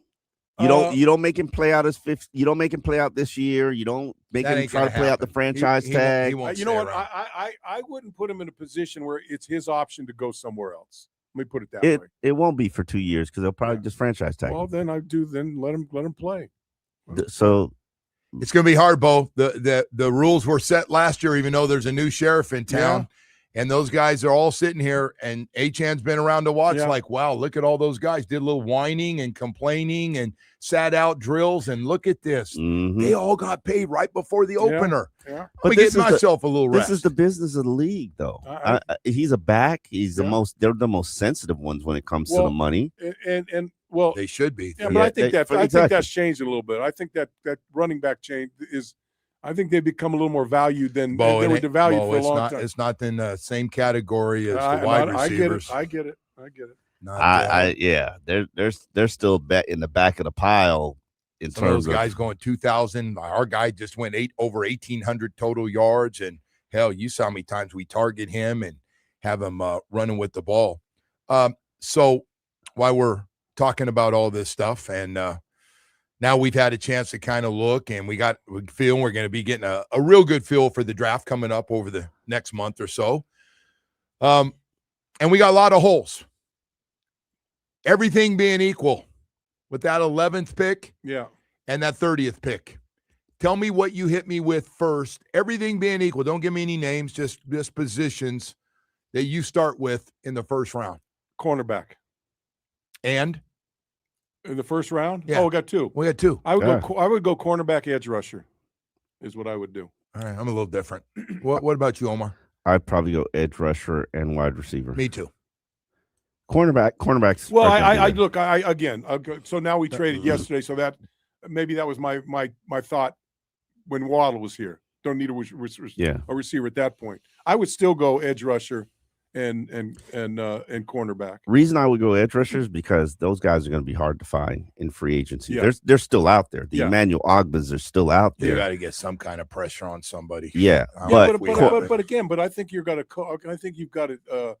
The new regime in here, the general manager and the coach, they want young guys. They want drafted guys and developed guys, and they're a little less than they're a little. I don't think they're going to have to do it probably this year. Is to get those guys that have a little bit of tread, maybe 1 year of tread left on their tires. Yeah, get them in for eventually in the back end. The Rasul Douglases of the group. But I think they want to get away from that after this year, where our last guys have that was part of their theory of, let me get this guy. He's got maybe 2 years left in him, and we don't. It's not doesn't cost a lot of money. But then what do you get from him? Cheapest way to do business is the way he's doing it, though. All these draft picks. Get all the draft picks. And got him on the cheap for a couple years. And hopefully we had that problem called they get real good, and you got to make some tough decisions. I want to see the Dolphins in that boat with 2 or 3 guys at the same time. We got to go to break, boys. We've got a lot more stuff to get to here this morning. A lot of news here in South Florida as well. But right now, I want to talk about Gary and Harvey. You're going to Gary and Harvey. You never just mentioned. Talking about Harvey Cohn and Gary Judah, the partners of Cohn and Judah Injury Law Firm, personal injury attorneys. Hey, I want to talk to everybody out there that's been a slip and fall, been injured in an automobile accident, and you decided to go with a firm that you saw on TV. Beautiful ads, by the way. A lot of money spent on them. They look great. But then you get there and you go, I really like that guy. Where is he? I'd like to meet him because he's going to handle my case, right? Oh, no, he doesn't handle cases. He just has his name on the front. We're going to do a handoff. We got a group of lawyers over here that we'd like you to meet that are going to work with you. Well, that's not what I'm signing up for. Well, when you go to Harvey Cohn and Gary Judah, they're going to be the same partners who handle your case from start to finish, more than 30 years of experience, big enough to go to trial and get you multi-million-dollar results, small enough just to call you back. One of the biggest complaints with law firms is communication. You won't have that problem. If you know Harvey and Gary, you understand you'll never have a problem with those guys. Get a hold of them. You'll have their number. You can call. They'll give you updates on how your case is going, even on a weekend. Go to CohnandJudah.com. Read the reviews. People who are very happy about the way they were treated and what they ended up getting. And you should too. Go to CohnandJudah.com, 866-FAIR-FEE. And remember this, they don't pay other lawyers to do the work that you hire them to do.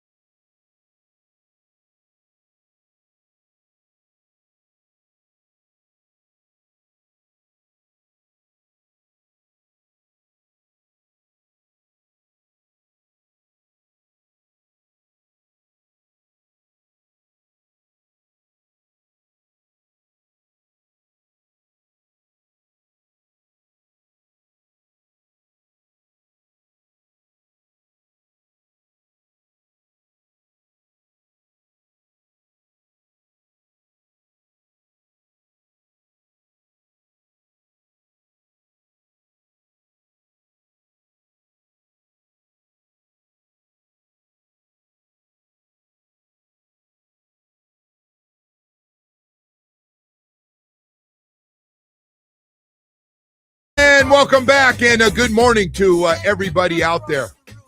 I'll tell you what, this draft's going to be a lot of fun, this NFL draft. I don't know how you feel about Ty Simpson, the Alabama quarterback.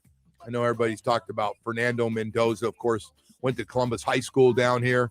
That's a pretty cool story. I think he was like a 2-star player. Came out of nowhere. Yeah, so it's Out of funny. nowhere. And he he probably over the last, maybe since Joe Burrow, he's got to be the most locked in number one guy, right?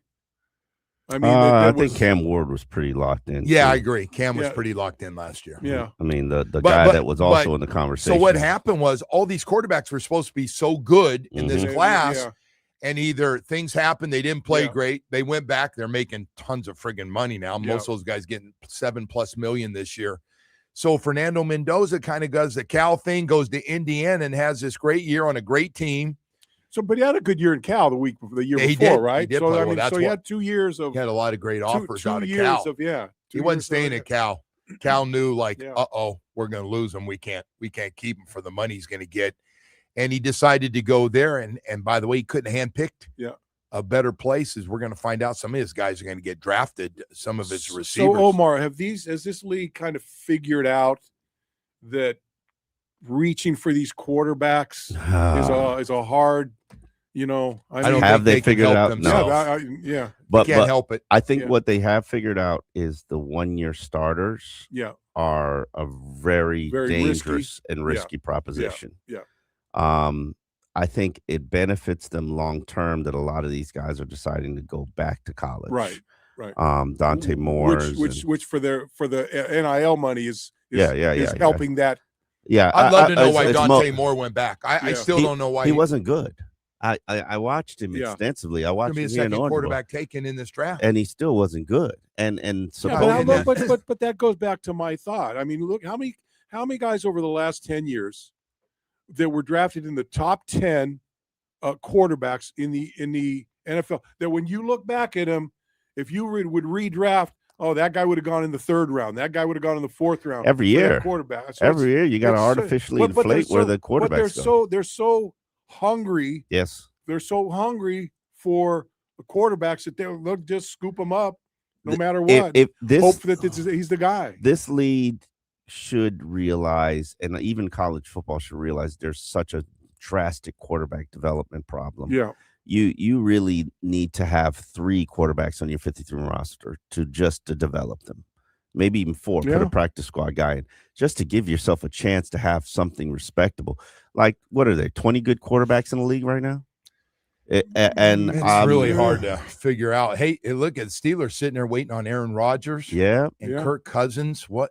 So are you counting those guys? You count Aaron Rodgers in that 20? I am actually going to count Aaron Rodgers in that 20. I am too. Yeah. No, I am too. But I got to tell you, a lot of guys you got a guy that's, I mean, still a quality player. He can still make throws. A lot of quarterbacks can make throws. His body's probably aging and falling apart. But look, his interception ratio is going up. Has gone up pretty good in the last couple of years, right? Every time we watch if he could play against the Dolphins every year, then he'd be put him in a Pro Bowl. But Kirk, and I'm curious about Kirk Cousins now because he's not a slouch. He's not. But he's one of those guys. He goes, he's a good player, but he's not gonna. What's he gonna carry you to? He's gonna carry you to a respectability, to a wild card or something. If you're happy if you get in a wild card with a guy like that, right? Geno Smith. I mean, the Jets and Geno Smith. They picked him up right away. Who's coming back in that league is Teddy. Teddy's coming in for another league, another year. Teddy should be a backup in the league. Teddy's. I'm glad he's in Detroit. With Dan Campbell. He doesn't have to worry about playing. Teddy's going to be a great coach. When I hate saying this, but I know he did it because that was a passion project for him. But even when he went to coach Northwestern, I'm like, what are you doing, guy? Yeah. Like what?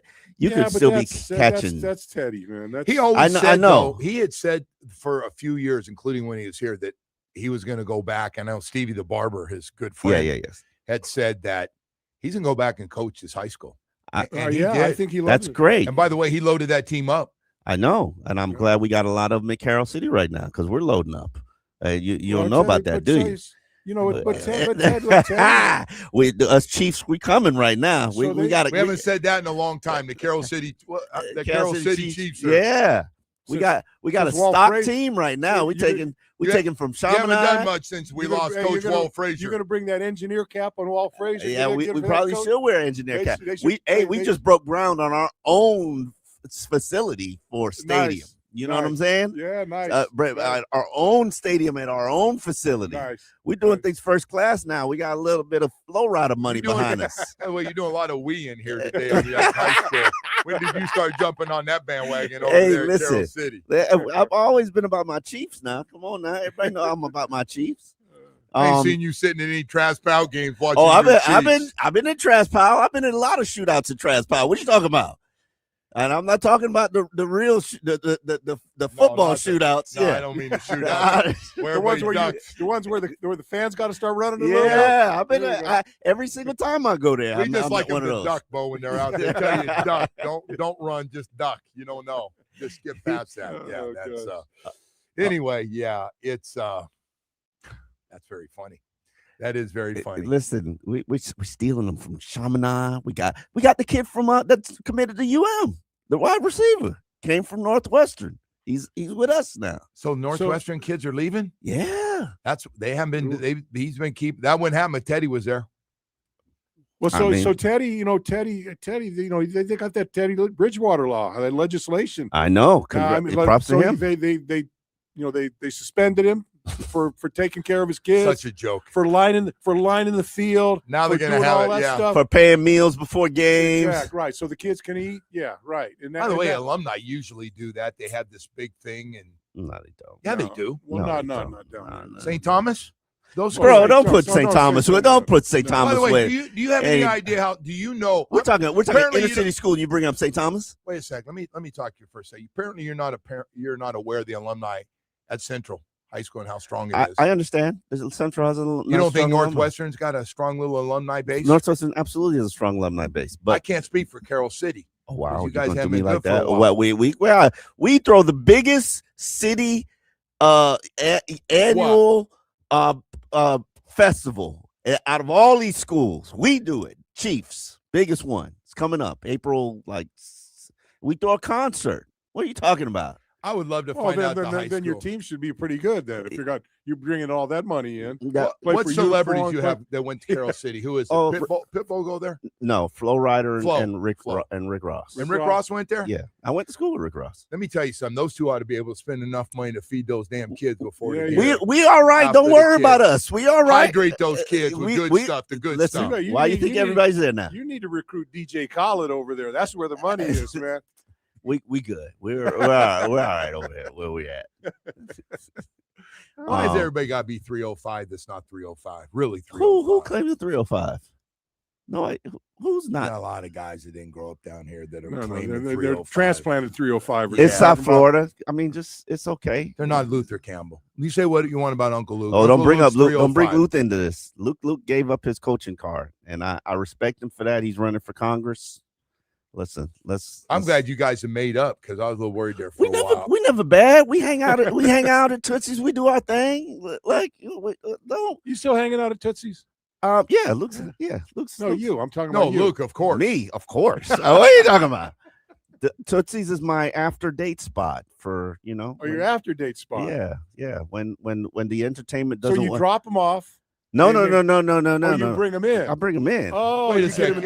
That's the girls you date. That's a mood setter. Wait a second. Oh, I got the girls you swipe. No, it ain't always swiping, brother. I can hunt in life too. I applaud you. Get them in the mood. Get them in the mood there. Tootsie's is a good environment. You get good food. You get a shoulder rub. It's all good. Yeah. You don't have to pay attention to the strippers if you don't want to. If it's good enough for Hank Goldberg, it's good enough for you. Right? Don't bring poor Hank. Hank will come down from the sky right now. The greatest story I've ever heard. They had a raid one night at that place, and Hank was upstairs. They said, "Get your pants on, and you gotta get out of here. They're coming in after us." Hank loved that place, man. It was, and by the way, it was for poor Hank. That place was so close to radio Oh, my station. It goodness. was Yeah. it was calling his name. Lunch. It called him at lunch, called him at dinner. Breakfast. He goes, I'm by myself. Why not? What the hell? And they knew him by first name. I'm not saying I was in there, but they knew him when he would go in there and get the whole deal done. All right, we got to go to break here. I don't know how we got starting talking. Well, Omar pulls you in these all these different directions, right? And y'all sit here and don't think that these South Florida streets can steal a player or two. I don't think the streets have the ability to affect a professional team. I don't. I'm sorry. I don't. Yeah. It's just me. So everybody coming down here catching the South Beach flu. That's not affecting them. You think that's why we haven't been good for 25 years? No. That's what you're saying. So you're taking ownership that the South Beach flu is real when it comes to the NBA, but then you say it doesn't affect. Green Bay don't have anywhere to go in Green Bay? Hell no, they ain't have Yeah, anywhere they to do. go. Where? Tell me where to go in Green Bay. I don't know Green Bay, but I'm guaranteed They find somewhere. They got nowhere to go. They're gonna find somewhere to go out. Believe me. Appleton, Green Bay. Well, yeah. wherever. Hit that buffet on a Tuesday night. What a hot place that is. Well, yeah, hit that buffet on a Tuesday night. Right, man. Well, No, seriously, get you some Omar. pierogies and all that. Omar, on whatever a you serious do. note, though, you got to let this whole thing go. I cannot. About this I cannot. distraction. I'm still in these streets. I cannot. I don't care how much you think you're in the streets at your age. Listen, What you got to throw my crazy. age in there Because, for? man, Like, what I'm you got to just throw my telling age in you, there I'll for? tell any guy of You any an age who 11 goes to guy? strip You club. jump into 11? Nah, that's not for me. Yeah, It's not. It's pretty expensive, 11, right? It is expensive, but it's also like a pretentious party. I'm good on that. Is that a combo strip club? Yeah, Regular club?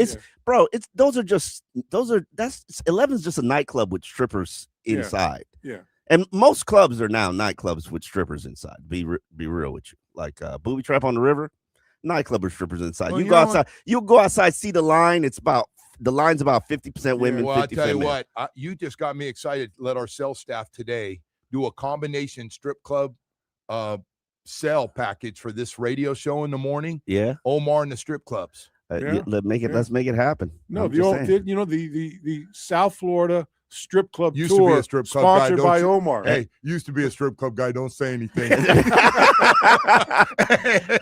the script truck clubs have evolved, man. They're not. I drove no, I I drove believe by that. Pure I Platinum believe one that. night. I saw your ass out in No, front of one of well, those I clubs. wouldn't- He don't know what you're talking about. No, I know what he's talking about. All right, hey man, we got to talk about. Boy, I apologize to Baptist Health South Florida before I read this. And what were you doing driving by there anyway? Because I don't think you stopped. Probably Or did you stop? Right? Probably I think you in a stopped. There you go. bad relationship somewhere. Hey, I want to tell you about Baptist Health South Florida and their sports medicine program. It's so good, man. It is so good. People ask me almost every day, where do the pros go? And I go, enter Miami, the Heat, the Panthers, the Dolphins, FIU, FAU. They have put together an all-star lineup of specialists, team doctors, and facilities to make you feel really good. Hey, listen, nobody likes to talk about injuries, but when you're competitive in team and individual sports, sooner or later, the fact is we just all get injured. And it sure is nice to have 3 great facilities and a bunch of the best doctors in the business. That's why it's one of the top sports medicine programs in the country. Talk about specialists for the knee and shoulder, foot and ankle, hand, back, hip, and knee replacement, Achilles. I can go on and on. Of the all-star lineup of doctors that are now working together at Baptist Health South Florida to keep us all healthy and ready to go, including a brand new facility at 595 and Pine Island in Plantation. Man, you can't go wrong. Visit baptisthealth.net/ortho. One goal every day. One goal about getting you healthy, back out playing the sports you love the most.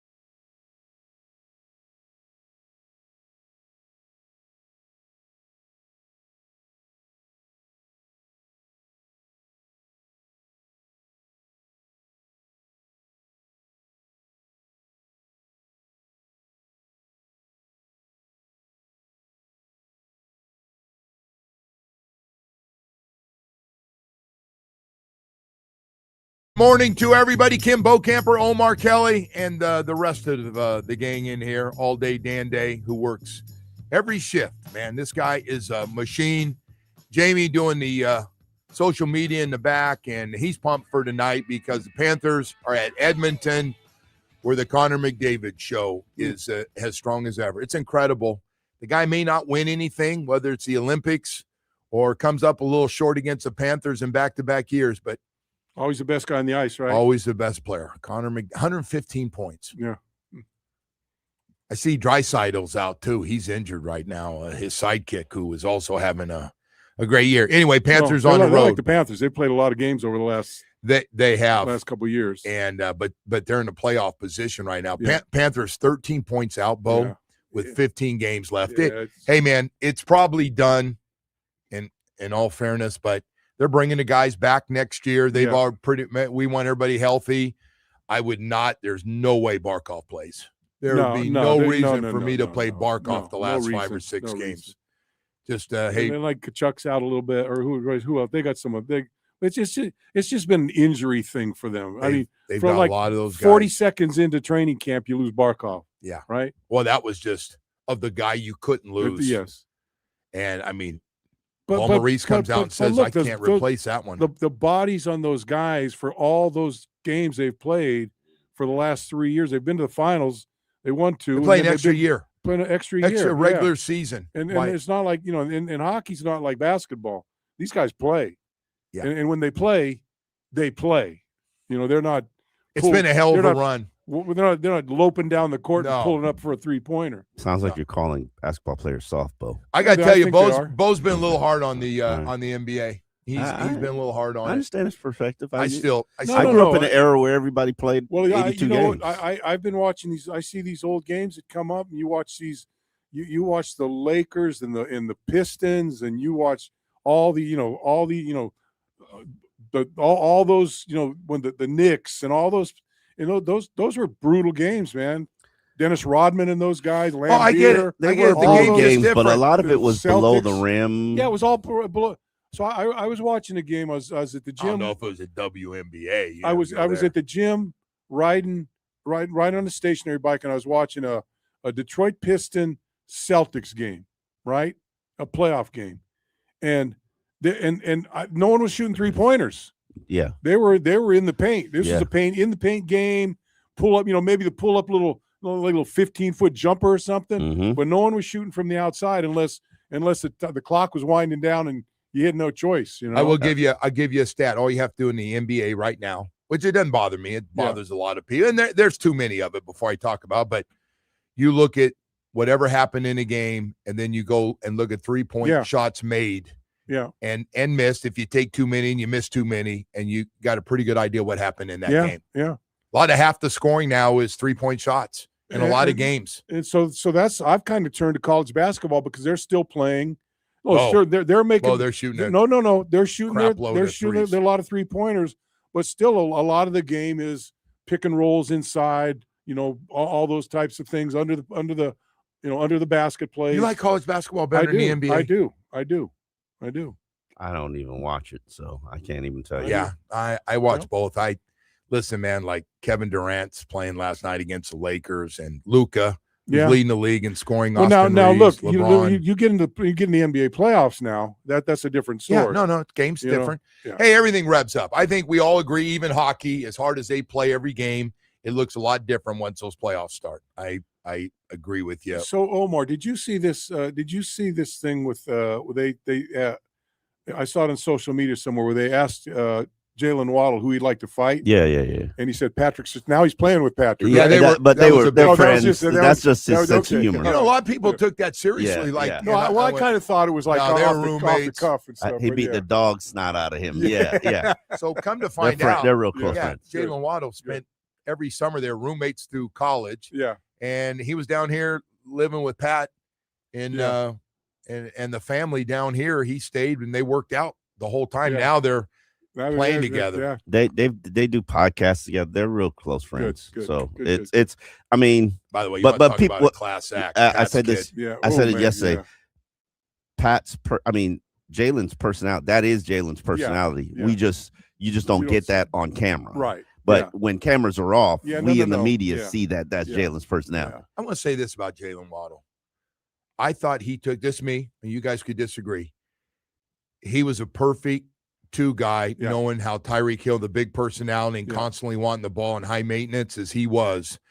Jaylen Waddle was a perfect second guy. He came across, at least to us watching him. I watched how he got on the bus and what he looked like in the hotel. Yeah. He's a perfect number two guy. And look, I tell you what, he's another one of those guys that I would look at the sidelines, and there are a number of times where he got nicked up or something, and he was trying to get his way back in. Sometimes they had to stop him from going back in. You're adding a perspective that a lot of people don't have. No. Everybody would always just see him go to the sideline. I know, but he would go. But he look, limped a lot off the he field, but did he'd come limp a right lot. back in. I learned that. He'd be right back in. Yeah. Right back. I mean, as soon as he could, he'd get right back in. I don't have anything bad to say about. I forget where we were.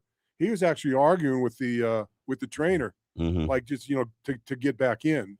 So if there's one guy, I loved having Waddle on the team, but look, I'm happy for him because I think he's in a place where he's going to play that to a level. Their team's going to play to a level that's going to. He's going to put up big numbers, but I have nothing bad to say about Jaylen Waddle. I know Denver called and asked me to do some stuff, and I was like, I'm not going to do anything, but Jaylen Waddle's a really good dude. I just don't want to get in the middle of potential drama with anything that anybody says, and it's usually you do that. You're good at that. You say something, and everybody picks up on it in the media. I didn't want to put up with that. Yeah. I just want to do that. I don't know what y'all are talking about. It gets me. I come in here and they throw meat on the bun. You haven't seen some of the guys that work and do what you do for a living, use Bo's comments, and you haven't seen any of that stuff? No. You don't follow all the other I'm guys. so stupid. I come in here and Joe puts a piece of meat on the desk and I chew on it, right? And somehow it comes out, Bo's calls me, he goes, dude, I didn't know it was gonna be such a big deal. It's you know what it is? It's the Joe Shad's the worst. No. Don't do Joe like that. Because Joe's the one that fights the war against all the aggregators. That's what it is. It's the aggregators that find this stuff and find the most controversial stuff about it. I thought Joe Shad was the guy that goes, hey, Kim Bocamper said that he felt there's certain throws you can't make and that you just can never be a good quarterback. And you're not very athletic. What do you say about that? No, he said it was ESPN who said that. Yeah. But yes. that was a lot of Joe's questions to Tua. I asked a lot of tough questions to Tua. Remember when he got mad at me after the first game when I said he throws turnovers in bunches? And he's like, what? He's like, what'd he say? He said, wow. What are you gonna tell me next? He thought he had a good season last year and he can't believe this is all happening to him and he got benched with 3 games left. What did he tell you? Did you think you should come in here and do better? He hit you with that while one. I'm sitting on my couch reading chips. Yeah. No, yeah. damn. You're saying you can see over the front of these guys better than I can? He was honest all the time. I don't fault nobody for being honest. You guys loved him. Yeah. He was entertaining. I love the rant, and somebody made a social media clip of all his highlights where he's telling you, he and I think that must have been a Joe Shad question too. Like, I'm no good without Tyreek Hill. I suck without Jaylen Waddle. That's nice of you to appreciate to understand that. Yeah, that's good. He's like, I am the worst, and he had his little rant. I can't see over the line. Whatever you guys want to say. I will tell you, those 3 guys have a very interesting. Number one, their all personalities are completely different. Yeah. Number 2, I'd love to know the truth of how they all feel about each other now that it's completely broken up. One's in Denver, one's in Atlanta, and one's agent's telling him he's going to be ready for the opener playing somewhere. Somebody said something, that text exchange, which is probably still active, it's just got to be very interesting. I want to be on the text exchange because there's a text exchange that has Teron Armstead on it still. Yeah. And Teron Armstead is like the Yoda of them all. Right. And so Teron gives them wisdom. I don't know if Jalen Ramsey's still on that one. He might be. Yeah. But they're all coming to Teron for wisdom, including Devon Achane. Teron would be a good person to get on about Devon, what's going on with Devon Achane, because they sat next together and Teron schooled him plenty. He was the only guy they had that I felt Tyreek Hill respected. Yes, he was the only guy that'll. Yeah. yes. Yeah, No Tyreek question. was sitting in No front. question. He's the guy that they go to. Yeah, He's the no go-to question. guy. He was the Yoda. And well Yeah. deserved. I like Teron. And Teron could tell him, like, hey, yeah. what you did was wrong. Yeah. Absolutely. Like, and he listened. When Tyreek did some stuff Yeah. that wasn't right, he said, hey, man, you can't T- have that. t- Man. Call him out. So Teron two would of the- keep Mike in check. two of the losses that really hurt him over the last 2 years, is to Oh yeah, is I know is exactly where Calais you're going. Campbell And Teron Armstead. Teron. Those two guys were the guys. I remember watching the offensive Butch Berry Mhm. go over to Teron when his guys were jerking around. Go over to Teron, and Teron went right down there and read him Straighten the it up. riot Yeah, act, man. yeah. No. Guy got a lot Doesn't of work that respect way. as much as we've Yeah. seen at a And then position. Calais Campbell, Yeah, both sides of the line of scrimmage for Calais. the both sides, the coaching staff too. Yeah, Calais yeah. told the coaching staff what Yeah. to do. Like, you're going to get a lot more of that in today's game. There's no question. Hey, we got to go to break here. We got another hour to go. A lot more stuff to get to. Want to tell you this morning about your South Florida Chevy dealers. Hey, man, I don't care what's going on. You're looking for a new truck. Chevy Truck Month is on right now. It's on. It's rolling. And if you're looking for a new truck, the Chevy Silverado, absolutely. When you look at the Chevy Silverado and the Colorado family, you see some trucks that absolutely fit what you need every day, whether it's a full-time, hard-working truck, whether you choose that heavy-duty or light-duty, dependability always comes standard when you talk about a Chevy truck because you just can't go wrong. Whatever it is you're looking for, you get plenty of power. And I always say this, you work out that truck 5, 6, 7 days a week. That's how you make a living, working on a big project. Hey, listen, nothing's more durable than a South Florida Chevy dealer's Silverado truck. I'm telling you right now, we got great deals going on. We got a ton of trucks, and we got one absolutely perfect for your lifestyle. Even if you need a little entertainment with the jet skis and the boat on a weekend, we got it for you. Stop by 14 dealerships throughout South Florida. Fall in love with a great deal. Chevy Truck Month, it's on, baby.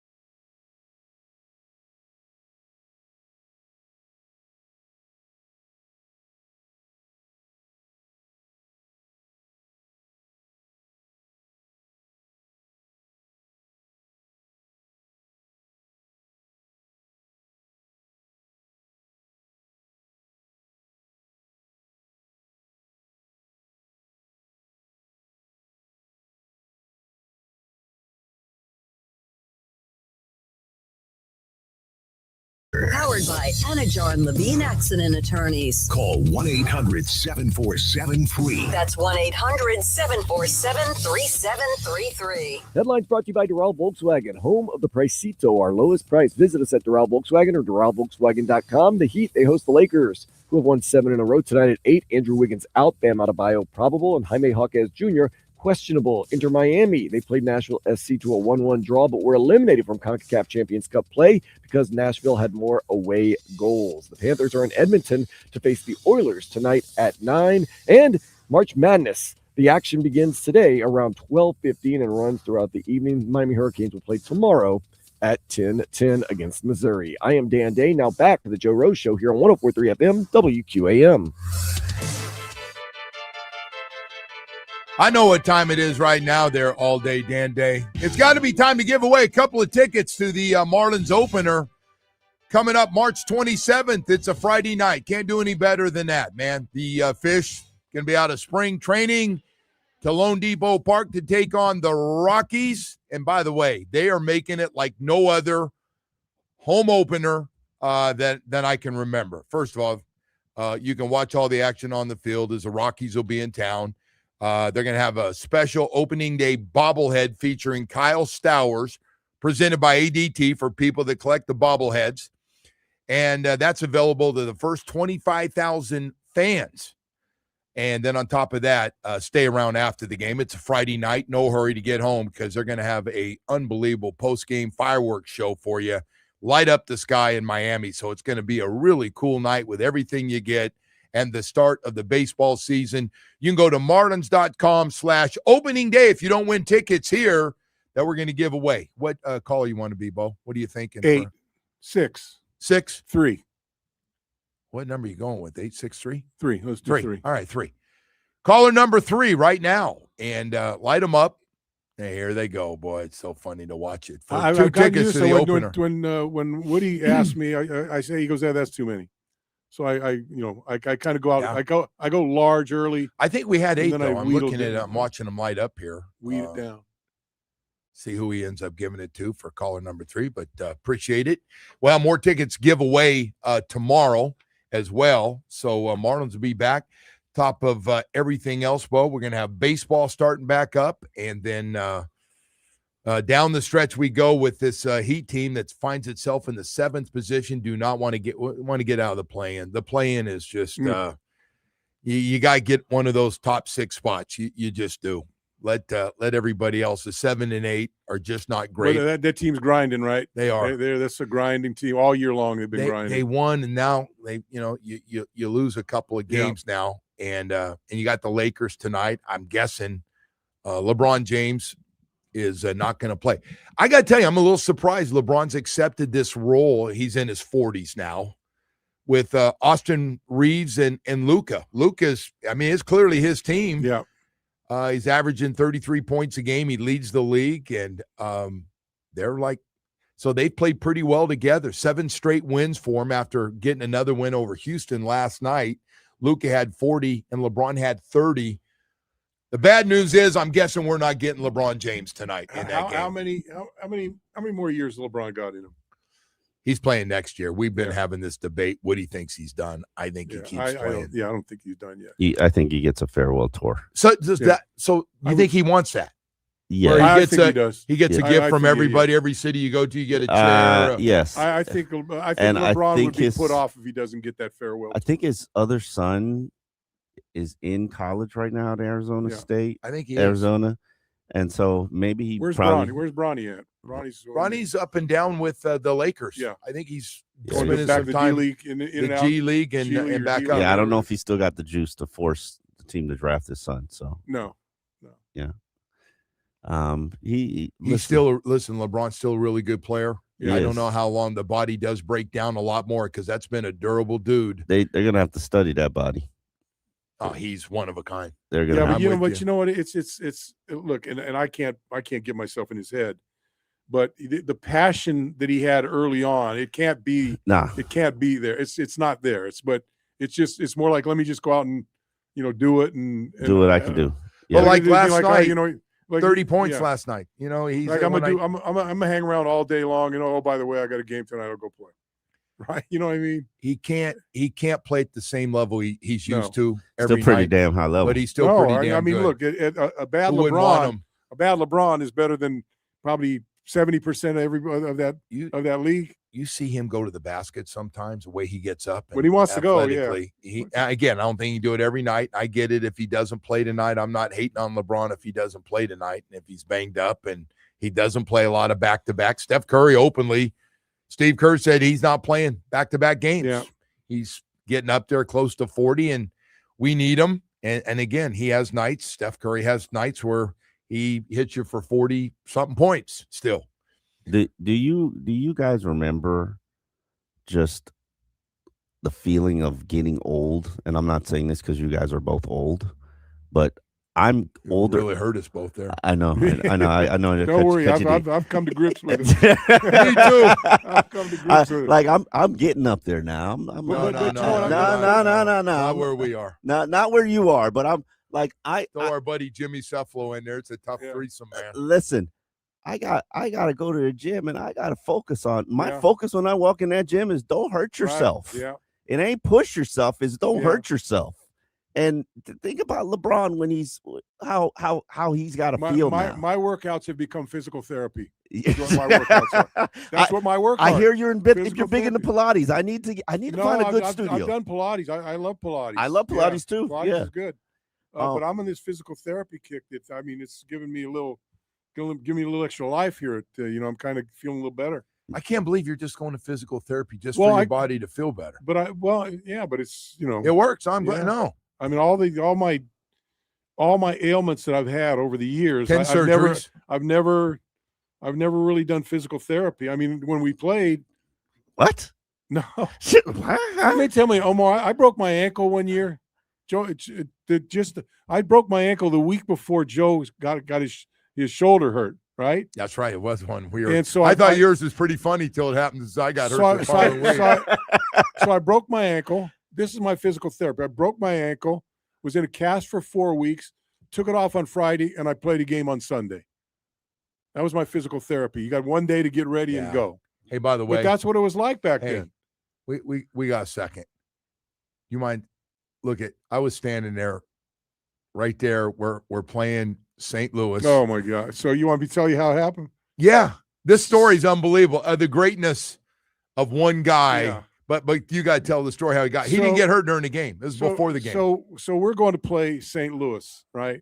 When it was the St. Louis Cardinals, and so I go out and I'm playing against a guy that I knew from college. He was an offensive tackle and I was a defensive end, and we were we're pretty good friends. And so we go out and we're going through pregame warmups, and when we would always finish with 10, it was 10 perfect plays, remember? And 10 perfect plays was you're going to run 10 plays, and it's very, very simple. Just it's no physical contact. It's just assignment based, right? And so okay, here's one. So Dwight, we're playing, and Dwight's in the center. Dwight Stevenson and Bob Baumhauer's the nose tackle, right? Pro bowler against pro bowler. Pro bowler against pro bowler. And everyone's jacked up because you got a game right around. This is the last thing you did before you came off the field. And so Bob, I don't know what he did. Bob throws an arm over Dwight and gets in the quarterback's face, and coach. And so Dwight turns around. Coach Hill goes, "Oh, okay, Dwight. That's how you're going to play this. That's how you're going to play today, Dwight. That's how you're going to play." So he gets on in front of the whole group. There in front of everybody. Calls Dwight out. Calls him out. Maybe the best player in football. Set the tone. In front of everybody, right? So now you go. Now the second team goes, and now we come back. Now it's Dwight and Bob, me. Now at that time, I'm playing the right defensive end in a 3-man line. Bob is nose up on the center, and I'm not. There's a guard, and I'm outside shoulder of the tackle, right? And I'm lined up. Ball snaps. Dwight picks Bob up, lifts him off the ground, literally lifts him off the ground, throws him, and Bob lands on my ankle and breaks my ankle. In warm-ups. Right? And so I go in. They go, "Yeah, you broke your ankle." They put a cast on me, and I'm walking out, and I'm walking past I'm walking like through the St. Louis sideline, and then my buddy's going, "Hey, what the hell happened to you?" I go, well, Baumhauer got thrown on my ankle and broke my ankle. He goes, "What kind of warm-ups do you guys do?" That was all. By the way, and I love Dwight. I hope he's listening right now. I'm gonna tell you what. So Dwight, and that happened a couple times in practice. Would be a practice play, and you're supposed to go at a certain tempo, and somebody at nose tackle would try to make Dwight look bad. I tell you, the other great story is we were going up to Swanee to practice against the Falcons, and they Andre Bruce, who was the number one draft pick. No, it was number one draft guy pick from Oklahoma. Number one draft pick out Tony Casillas. Yes, Tony Casillas, number one draft pick, nose tackle from Oklahoma, was Atlanta's first. And so we're going up to Swanee, Georgia. First started doing joint practices, right? Yeah. And so in the newspaper they're talking about Tony Casillas, and he says something about Dwight, right? Dwight, I'm going to tell you, Dwight murdered that guy. I mean, he one-on-ones. Dwight had this thing where he could jump back, put his hands on your shoulder, put you in the ground, and just hold him down. The guy's like flopping around. If you're going to bull rush him, he stepped back and throw you down. He did like 2 or 3 times. Tony, by midway through the end of practice, Tony Casillas walked off the field crying because of Dwight. Hey, not only that, but the veterans on the Atlanta team sat back. They knew what was coming. Knew it was going to happen because they'd seen it themselves the year before. So they all stepped back and they let this red-hot rookie and didn't say no word to him. And Dwight doesn't say anything. Dwight just lines up and snaps it, and you're in trouble. And I tell you, what would be funny, we really want to humiliate him. He would get him down. He would put like one-on-ones. He'd put his hand on and get him down, and then he would put that other hand up like a safety's covered or something. He'd keep him down on the ground like he's swimming on the ground. And Dwight's like, send a safety up. Dwight Stevenson truly did. When we come into, guys would go, hey, heads up, watch this play early on. Dwight on a blitz up the middle, guy for the Cowboys comes up, he jacks him up high, and he knocks him back on his head. He goes, you got to see he had leverage in his body of Superman. Well, Dwight would be holding a guy looking up, and he could see the guy. The guy thinks he's going to hit a gap. Coming up the gap, right? And Dwight, and then all of a sudden, boom, he just pulled that arm. And I tell you, I think was it Bates? It was Bates. Jim Bates. And was it Bill Bates or Jim Bates or whatever? He hit him in the chest, and you could see his knees just buckle, like just drop straight. Well, he's running through. He thought he had an open shot, and Dwight jacks him with this left. Dwight did truly, I think you'd agree, the most amazing things. And I talked to Baldy, who was good friends with Smurless, and Smurless would call him from the Buffalo Bills defensive tackle. And Baldy says, he goes, I get a call from Smurless. He goes, well, he only knocked me to the ground 3 times. He goes, but I didn't embarrass myself. I was okay. He had some battles with Joe Klecko. Klecko was a bad battle. There were some good matchups in that time, and Dwight was just head and shoulders Dwight just above. did. I know Dwight's real. Oh man, Joe always exaggerates. No. That's why I'm Bo's in here. But Bo got hurt on that one, and Bob Baumhauer, you knew it was coming. I don't know if Bob thought it was coming, but after Shoes called him out, and I'm like, that's the way you're going to play in this big friggin' game. He calls out like arguably our best player on our team, and Dwight goes, huddle it up. That was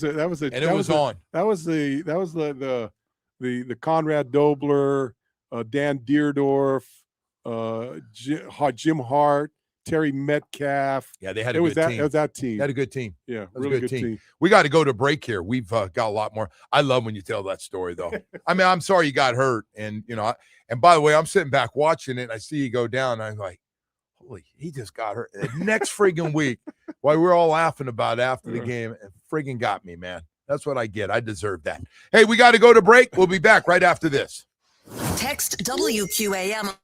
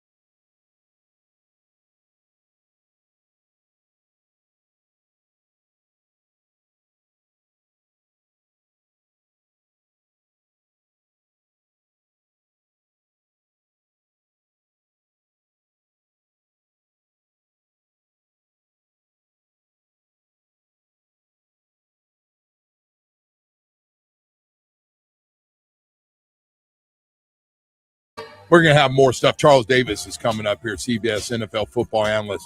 Well, the Dwight stuff never gets old, man. The legend of you can tell Dwight and Danny stories all day. And to the point that people wouldn't believe it unless you get guys on the other side going, no, that's true stuff. Like I saw something. I think it's on maybe Instagram, and it says, it says, "Dad, how good was Dan Marino?"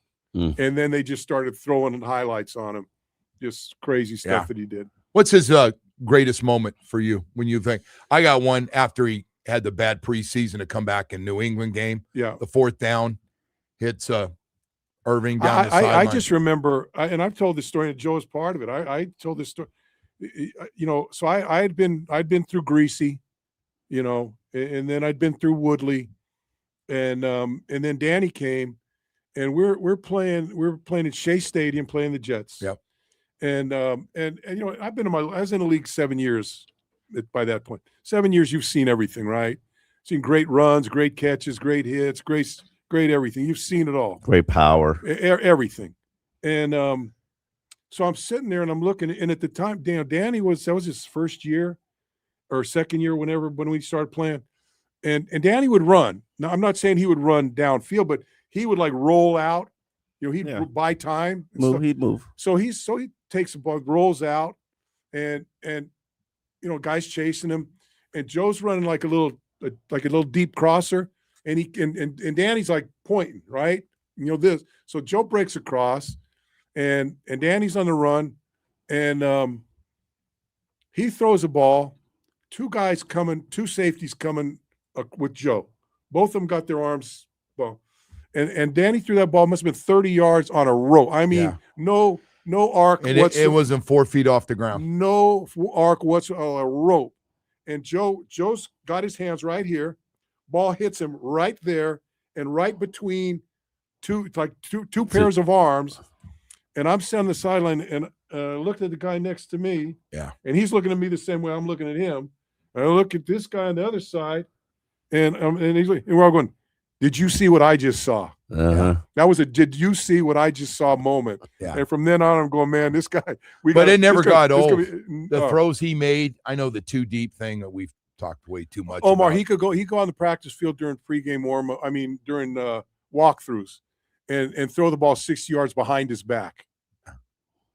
Right? Yeah. Oh no. He loved to show what he had. He would show it. He was a showman too. Now he like I can do. He goes, I don't know how many guys can make this throw. Watch this and look you off. And he messed with safety. He owned safeties. Yeah. The safeties might as well given him half their salary. And I tell you what, I when I got done with Bob Greasy, I thought, man, that's good. This is one of the best quarterbacks I've ever seen. I mean, called his own plays. He was a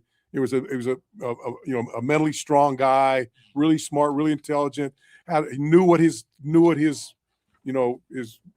had. Mm-hmm. Didn't try, but and then all of a sudden Danny comes in. Yeah, and I go, but between those two guys, I remember when Tannehill came in here, and I kept calling him, or not Tannehill, Jay Feely, came in after Danny, and I Jay Fiedler, and I was calling him Jay Fiedler. Well, this guy to me is just a backup quarterback at best, right?